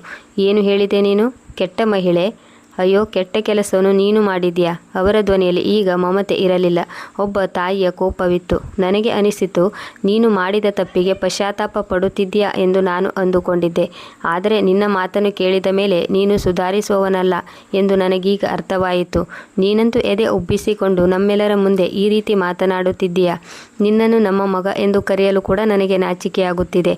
ಜಗುಲಿಯಲ್ಲಿ ಮೌನ ಆವರಿಸಿತು. ಧರ್ಮಪಾಲರ ಕಣ್ಣುಗಳು ಕೂಡ ತುಂಬಿ ಬಂದವು. ಈಗಲೂ ಅವರ ಧ್ವನಿಯಲ್ಲಿ ಒಂದು ದೃಢತೆ ಇತ್ತು. ಸಾರಿಕಾ, ಮಗಳೇ, ನೀನು ಎಲ್ಲಿಗೂ ಹೋಗಬಾರದು. ಆದರೆ ಯಾರಾದರೂ ಈ ಮನೆಯಿಂದ ಹೊರ ಹೋಗುತ್ತಾರೆ ಎಂದರೆ ಈ ಮರ್ಯಾದೆ ಇಲ್ಲದವನು ಹೊರಗೆ ಹೋಗಬೇಕು. ಸುನೀಲ್ನು ಒಂದು ಕ್ಷಣ ತನ್ನ ತಂದೆ ತಾಯಿಯ ಕಡೆಗೆ ನೋಡಿದನು. ಅವನಿಗೆ ಈಗಲೂ ಕೂಡ ನಂಬಲು ಸಾಧ್ಯವಾಗಲಿಲ್ಲ. ತನ್ನ ತಂದೆ ತಾಯಿಗಳು ಸಾರಿಕಾಳ ಜೊತೆಯಾಗಿ ನಿಂತಿದ್ದಾರೆ. ಸುನೀಲ್ನ ಕೋಪ ಹಾಗೂ ಅಹಂಕಾರವು ಅವನಾಡುವ ಮಾತುಗಳಲ್ಲಿ ಹರಿದು ಬರುತ್ತಿತ್ತು. ಅಸ್ಪಷ್ಟ ಸ್ವರದಲ್ಲಿ ಅವನು ಹೇಳಿದನು, ಸರಿ, ಈ ಹಳ್ಳಿಗುಗ್ಗುವನ್ನು ನಿಮ್ಮ ಬಳಿ ಇಟ್ಟುಕೊಳ್ಳಿ. ನನ್ನ ಸಂಪಾದನೆ ಇಲ್ಲದೆ ಈ ಮನೆ ಹೇಗೆ ನಡೆಯುವುದೆಂದು ನಾನು ಕೂಡ ನೋಡುತ್ತೇನೆ. ನನ್ನ ಮತ್ತೊಬ್ಬ ಪತ್ನಿ ಈ ಹಳ್ಳಿಯ ಮಹಿಳೆಗಿಂತ ಹೆಚ್ಚು ಓದಿದ್ದಾಳೆ ಮತ್ತು ಸುಂದರವಾಗಿದ್ದಾಳೆ. ಈಗ ನಾನು ಅವಳ ಜೊತೆಗೆ ಇರುತ್ತೇನೆ. ಈ ಮನೆಯ ಯಾವುದೇ ಸದಸ್ಯರ ಜೊತೆ ಇನ್ನು ಮುಂದೆ ನನಗೆ ಯಾವುದೇ ಸಂಬಂಧವಿಲ್ಲ. ಇಷ್ಟು ಹೇಳಿ ಅವನು ತನ್ನ ಬ್ಯಾಗನ್ನು ಎತ್ತಿಕೊಂಡನು. ಕೆಲವು ಬಟ್ಟೆಗಳನ್ನು ತುಂಬಿಕೊಂಡನು. ಸಿಟ್ಟಿನಿಂದ ಮನೆಯಿಂದ ಹೊರಟು ಹೋದನು. ತನ್ನದೇ ಪರಿವಾರವನ್ನು ಹಾಗೂ ತನ್ನ ಸುಳ್ಳಿನ ಭಾರವನ್ನು ಹಿಂದೆ ಬಿಟ್ಟು ಹೊರಟು ಹೋದನು. ಆಶಾ ಅವರು ಕುರ್ಚಿಯಲ್ಲಿ ಕುಸಿದು ಹೋದರು. ಅವರ ಕಣ್ಣುಗಳಲ್ಲಿ ಕಣ್ಣೀರು ತುಂಬಿತ್ತು. ಈಗ ಅವರು ತಮ್ಮ ಮಗನ ತಪ್ಪನ್ನು ಮುಚ್ಚಿ ಹಾಕಲು ಸಾಧ್ಯವಿರಲಿಲ್ಲ. ಆಗ ಧರ್ಮಪಾಲರು ಸಾರಿಕಾಳ ಭುಜವನ್ನು ತಟ್ಟಿದರು. ಮತ್ತೆ ಹೇಳಿದರು, ಮಗಳೇ, ನೀನೇನು ಚಿಂತೆ ಮಾಡಬೇಡ. ಇದು ನಿನ್ನ ಮನೆಯಾಗಿದೆ. ನೀನು ನಿನ್ನ ಪರಿವಾರದ ಜೊತೆಗಿದ್ದೀಯಾ. ಸುನೀಲ್ ಏನು ಮಾಡಿದ್ದನೋ ಅದಕ್ಕೆ ಅವನಿಗೆ ಶಿಕ್ಷೆ ದೊರೆಯುತ್ತದೆ. ಸಾರಿಕಾಳ ಕಣ್ಣುಗಳು ಒದ್ದೆಯಾಗಿದ್ದವು. ಆದರೆ ಇದರ ಜೊತೆಗೆ ಒಂದು ಹೊಸ ಕಿಡಿಯೊಂದು ಹತ್ತಿ ಉರಿಯುತ್ತಿತ್ತು. ಅವಳಿಗೆ ಗೊತ್ತಿತ್ತು, ಈಗ ಅವಳು ಕೈಕಟ್ಟಿ ಕುಳಿತುಕೊಳ್ಳುವವಳಾಗಿರಲಿಲ್ಲ. ಮಾರನೇ ದಿನವೇ ತನ್ನ ಅತ್ತೆ ಮಾವನವರಲ್ಲಿ ಮಾತನಾಡಿದಳು. ಅಮ್ಮ, ಅಪ್ಪಾಜಿ, ನಾನು ಹೆಚ್ಚು ಓದಿಲ್ಲದೆ ಇರಬಹುದು. ಆದರೆ ಹೊಲಿಯುವುದು ಮತ್ತು ಕಸೂತಿ ಮಾಡುವ ಕೆಲಸ ನನಗೆ ಚೆನ್ನಾಗಿ ಗೊತ್ತು. ನಾನು ಏನು ಯೋಚಿಸುತ್ತಿದ್ದೇನೆಂದರೆ, ಮಗಳೇ, ಈಗಂತೂ ನನ್ನ ಪೆನ್ಷನ್ ಬರುತ್ತಿದೆ. ಮನೆಯ ಖರ್ಚು ಆರಾಮಾಗಿ ನಡೆಯುತ್ತದೆ. ಅದರ ಮೇಲೂ ಕೂಡ ನೀನು ಏನಾದರೂ ಮಾಡಲು ಬಯಸುತ್ತೀ ಎಂದಾದರೆ ನಾವು ನಿನ್ನ ಜೊತೆಗಿದ್ದೇವೆ. ನಮ್ಮ ಸೊಸೆಯು ತನ್ನ ಕಾಲ ಮೇಲೆ ತಾನು ನಿಂತುಕೊಂಡರೆ ಅದಕ್ಕಿಂತ ಒಳ್ಳೆಯ ಖುಷಿ ವಿಚಾರ ಬೇರೇನಿದೆ ಎಂದು ಧರ್ಮಪಾಲರು ಹೇಳಿದರು. ಮಾರನೇ ದಿನವೇ ಸಾರಿಕಾ ತನ್ನ ಮನೆಯಲ್ಲಿಯೇ ಒಂದು ಬ್ಯೂಟಿಕ್ ಸೆಂಟರನ್ನು ತೆರೆಯುವ ನಿರ್ಧಾರ ಮಾಡಿದಳು. ಕೆಲಸ ಶುರುವಾಯಿತು. ಅಕ್ಕಪಕ್ಕದವರು ಇವಳ ಕೆಲಸವನ್ನು ಹೊಗಳತೊಡಗಿದರು. ತುಂಬ ಜನ ಮಹಿಳೆಯರು ಬಟ್ಟೆಯನ್ನು ಹೊಲಿಸಿಕೊಳ್ಳಲು, ಕಸೂತಿ ಮಾಡಿಸಿಕೊಳ್ಳಲು ಬರತೊಡಗಿದರು. ಇತ್ತ ಕಡೆ ಸುನೀಲ್ನು ತನ್ನ ಬೆಂಗಳೂರು ಫ್ಲ್ಯಾಟಿಗೆ ಬಂದು ತಲುಪಿದನು. ಈಗ ಅವನು ಟೀನಾಳ ಜೊತೆಗೆ ತನ್ನ ಹೊಸ ಜೀವನವನ್ನು ಶುರು ಮಾಡಬೇಕೆಂದು ನಿರ್ಧಾರ ಮಾಡಿಕೊಂಡಿದ್ದನು. ಈ ಬಾರಿ ಅವನನ್ನು ತಡೆಯುವವರು ಯಾರೂ ಇರಲಿಲ್ಲ. ಯಾವಾಗ ಅವನು ಫ್ಲ್ಯಾಟಿಗೆ ಬಂದನೋ ಆಗ ಆ ಫ್ಲ್ಯಾಟಿನಲ್ಲಿ ಮೌನ ಆವರಿಸಿತ್ತು. ಅಲ್ಲಿ ಟೀನಾ ಇರಲಿಲ್ಲ. ಅವನು ಫೋನ್ ಹೊರತೆಗೆದನು ಮತ್ತು ಕಾಲ್ ಮಾಡಿದನು. ಟೀನಾ, ನೀನು ಎಲ್ಲಿದ್ದೀಯಾ? ಅವಳ ಮಾತಿನಲ್ಲಿ ಅಧೀರತೆ ಇತ್ತು. ಈಗಷ್ಟೇ ಬರುತ್ತಿದ್ದೇನೆ, ಸ್ವಲ್ಪ ಹೊತ್ತಿನಲ್ಲಿ ಬಂದು ತಲುಪುತ್ತೇನೆ. ಟೀನಾಳು ಶಾಂತತೆಯ ಸ್ವರದಲ್ಲಿ ಉತ್ತರ ನೀಡಿದಳು. ಸ್ವಲ್ಪ ಹೊತ್ತಿನಲ್ಲಿ ಅವಳು ಫ್ಲ್ಯಾಟಿಗೆ ಬಂದು ತಲುಪಿದಳು. ಆದರೆ ಅವಳ ಕೈಯಲ್ಲಿ ಒಂದು ಸೂಟ್ ಕೇಸ್ ಇತ್ತು. ಅವಳು ಏನನ್ನೂ ಹೇಳದೆ ತನ್ನ ಬಟ್ಟೆಯನ್ನು ಪ್ಯಾಕ್ ಮಾಡತೊಡಗಿದಳು. ಟೀನಾ, ಇದೇನು ಮಾಡುತ್ತಿದ್ದೀಯಾ? ನೀನು ಎಲ್ಲಿಗೆ ಹೋಗುತ್ತಿದ್ದೀಯಾ? ಸುನೀಲ್ನು ಬಡಬಡಿಸುತ್ತಾ ಕೇಳಿದನು. ಆಗ ಟೀನಾ ಅವನ ಕಡೆಗೆ ನೋಡಿದಳು. ಈಗ ನಾನು ನಿನ್ನ ಜೊತೆ ಇರುವುದಿಲ್ಲ ಸುನೀಲ್, ನೀನು ನನಗೆ ಮೋಸ ಮಾಡಿದ್ದೀಯಾ? ಇಲ್ಲ ಟೀನಾ, ಕೇವಲ ನಿನಗೋಸ್ಕರ ನಾನು ನನ್ನ ಮೊದಲ ಪತ್ನಿ ಸಾರಿಕಾಳನ್ನು ಬಿಟ್ಟು ಬಂದಿದ್ದೇನೆ. ಎಲ್ಲಿಯವರೆಗೆಂದರೆ ನಾನು ನನ್ನ ಮನೆಯವರ ಜೊತೆಗೂ ಕೂಡ ನನ್ನ ಸಂಬಂಧವನ್ನು ಕಳೆದುಕೊಂಡಿದ್ದೇನೆ. ಇನ್ನು ಮುಂದೆ ನಾವಿಬ್ಬರು ಜೊತೆಯಾಗಿರುವುದರಿಂದ ಯಾರಿಗೂ ತೊಂದರೆಯಾಗುವುದಿಲ್ಲ. ಆದರೆ ಸುನೀಲ್, ನನ್ನ ಆಕ್ಷೇಪವಿದೆ. ಯಾವ ವ್ಯಕ್ತಿಯು ತನ್ನ ಮನೆಯವರಿಗಾಗಲಿ ತನ್ನ ಮಗನಿಗಾಗಲಿ ಒಳ್ಳೆಯವನಾಗಲಿಲ್ಲ ಎಂದರೆ ಅಂಥ ವ್ಯಕ್ತಿಯಿಂದ ನನಗೆ ಯಾವ ಆಸರೆ ದೊರೆಯಲು ಸಾಧ್ಯ? ಅವಳ ಧ್ವನಿಯಲ್ಲಿ ಕಠೋರತೆ ಇತ್ತು. ಎಲ್ಲೋ ಒಂದು ಕಡೆ ಅವಳಲ್ಲಿ ಅಪರಾಧ ಭಾವವೂ ಕೂಡ ಕಾಡುತ್ತಿತ್ತು. ಟೀನಾ, ನನ್ನ ಮಾತು ಕೇಳು. ನಾನು ನಿನ್ನನ್ನು ತುಂಬ ಪ್ರೀತಿಸುತ್ತೇನೆ. ಸುನೀಲ್ನು ಅವಳನ್ನು ಒಪ್ಪಿಸಲು ಪ್ರಯತ್ನ ಮಾಡಿದನು. ಪ್ರೀತಿಯೇ ಎಂದು ಟೀನಾ ಮೂದಲಿಸುತ್ತಾ ಸುನೀಲ್ನನ್ನು ಅಪಹಾಸ್ಯ ಮಾಡಿದಳು. ನಿನಗೆ ಪ್ರೀತಿ ಅರ್ಥವೇನೆಂದು ಗೊತ್ತಿದೆಯೇನು? ಅವಳು ಜೋರಾಗಿ ಕೂಗಿಕೊಂಡಳು. ತನಗೆ ಅರಿವಿಲ್ಲದಂತೆ ಮತ್ತೊಬ್ಬರ ಸಂಸಾರವನ್ನು ಹಾಳು ಮಾಡಲು ಪ್ರಯತ್ನಪಟ್ಟೆ ಎಂದು ಅವಳಿಗೆ ಇನ್ನೂ ನಂಬಲು ಕೂಡ ಸಾಧ್ಯವಾಗಲಿಲ್ಲ. ಸುನೀಲ್ನು ಸಿಟ್ಟಿನಿಂದ ಅವಳ ಕೈಯನ್ನು ಹಿಡಿದುಕೊಳ್ಳಲು ಪ್ರಯತ್ನಿಸಿದನು. ಟೀನಾ, ನನ್ನನ್ನು ಬಿಟ್ಟು ಹೋಗಬೇಡ. ನಾನು ಎಲ್ಲವನ್ನು ಸರಿ ಮಾಡಿದ್ದೇನೆ. ಆದರೆ ಟೀನಾಳ ಧೈರ್ಯವು ಈಗ ಉತ್ತರ ನೀಡಿತು. ಅವಳು ತಕ್ಷಣವೇ ತನ್ನ ಕೈಯನ್ನು ಅವನಿಂದ ಬಿಡಿಸಿಕೊಂಡಳು. ಸುನೀಲ್ನ ಕೆನ್ನೆಗೆ ಜೋರಾಗಿ ಹೊಡೆದಳು. ನೀನೇನು ಸರಿ ಮಾಡುತ್ತೀಯಾ? ನೀನಂತೂ ನನ್ನ ಜೀವನವನ್ನು ಹಾಳು ಮಾಡಿದೆ. ಅವಳ ಕಣ್ಣುಗಳಲ್ಲಿ ಕಣ್ಣೀರು ತುಂಬಿತ್ತು. ಆದರೆ ಮುಖವು ಈಗಲೂ ಕೋಪದಿಂದ ಕುದಿಯುತ್ತಿತ್ತು. ಅವಳು ತನ್ನ ಬ್ಯಾಗನ್ನು ಎತ್ತಿಕೊಂಡಳು. ಎಲ್ಲ ಸಾಮಾನುಗಳನ್ನು ಪ್ಯಾಕ್ ಮಾಡಿದಳು ಮತ್ತು ಸಿಟ್ಟಿನಿಂದ ಹೊರಗಡೆ ಬಂದಳು. ಹೋಗುವಾಗ ಒಂದು ಮಾತು ಹೇಳಿದಳು. ಈಗಂತೂ ನಾನು ನಿನ್ನನ್ನು ಕೋರ್ಟಿನಲ್ಲಿಯೇ ನೋಡಿಕೊಳ್ಳುತ್ತೇನೆ. ನೀನು ನನಗೆ ಎಂತಹ ಮೋಸವನ್ನು ಮಾಡಿದೆಯೋ ಪ್ರತಿಯೊಂದಕ್ಕೂ ನೀನು ಲೆಕ್ಕಚುಕ್ತ ಮಾಡಬೇಕು. ಈಗ ಸುನೀಲ್ನು ತನ್ನ ತಲೆಯನ್ನು ಹಿಡಿದುಕೊಂಡು ಕೋಪದಲ್ಲಿ ಕುಸಿದನು. ಮನೆಯಲ್ಲಿ ಹರಡಿದ ಮೌನವು ಅವನನ್ನು ಒಳಗೊಳಗೆ ಚೂರು ಚೂರು ಮಾಡಿತ್ತು. ಅವನು ಇಲ್ಲಿ ಒಬ್ಬಂಟಿಯಾಗಿದ್ದನು. ಈಗ ಅವನ ಸುತ್ತಲೂ ಕಷ್ಟಗಳೇ ತುಂಬಿದ್ದವು.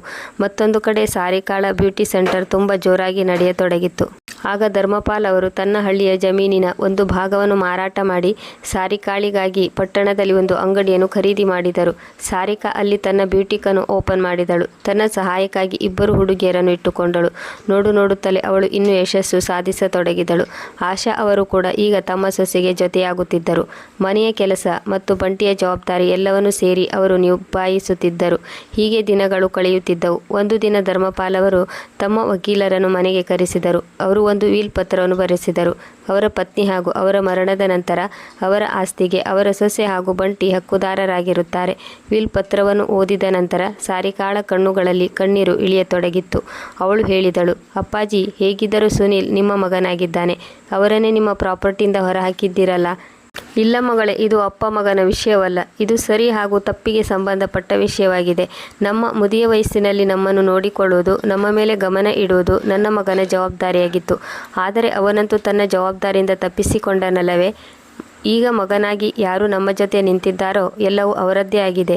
ಇತ್ತ ಕಡೆ ಬೆಂಗಳೂರಿನಲ್ಲಿ ಸುನೀಲ್ನ ಬಳಿ ಒಂದು ಲೆಟರ್ ತಲುಪಿತು. ಓದುತ್ತಲೇ ಅವನಿಗೆ ನಿಂತ ನೆಲವೇ ಕುಸಿದಂತಾಯಿತು. ಟೀನಾಳು ಮೋಸಗಾರಿಕೆಯ ಕೇಸ್ ದಾಖಲಿಸಿದ್ದಳು. ಅವನ ಅಹಂಕಾರ, ಅವನ ಸುಳ್ಳು ಇವೆಲ್ಲವೂ ಅವನ ಜೀವನವನ್ನು ಹಾಳು ಮಾಡಿತ್ತು. ಈಗ ಅವನು ಒಬ್ಬಂಟಿಯಾಗಿದ್ದನು. ಈಗ ಸುನೀಲ್ನ ಪರಿಸ್ಥಿತಿಯು ಬೀದಿ ನಾಯಿಯಂತಾಗಿತ್ತು. ಇತ್ತ ಕಡೆ ಮನೆಯೂ ಇಲ್ಲ, ಅತ್ತ ಕಡೆ ಸಂಬಂಧವೂ ಉಳಿಯಲಿಲ್ಲ. ವೀಕ್ಷಕರೇ, ನಿಮಗೆ ಹೇಗೆ ಅನಿಸಿತು? ಧರ್ಮಪಾಲ್ ಅವರು ತೆಗೆದುಕೊಂಡ ನಿರ್ಧಾರ ಸರಿಯಾಗಿತ್ತೇ?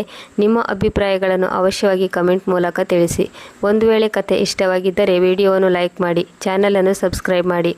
ಮುಂದಿನ ಸುಂದರವಾದ ಕಥೆಯೊಂದಿಗೆ ಮತ್ತೆ ಭೇಟಿಯಾಗೋಣ. ಇಲ್ಲಿಯವರೆಗೆ ಕಥೆಯನ್ನು ಕೇಳಿದ್ದಕ್ಕಾಗಿ ಧನ್ಯವಾದಗಳು.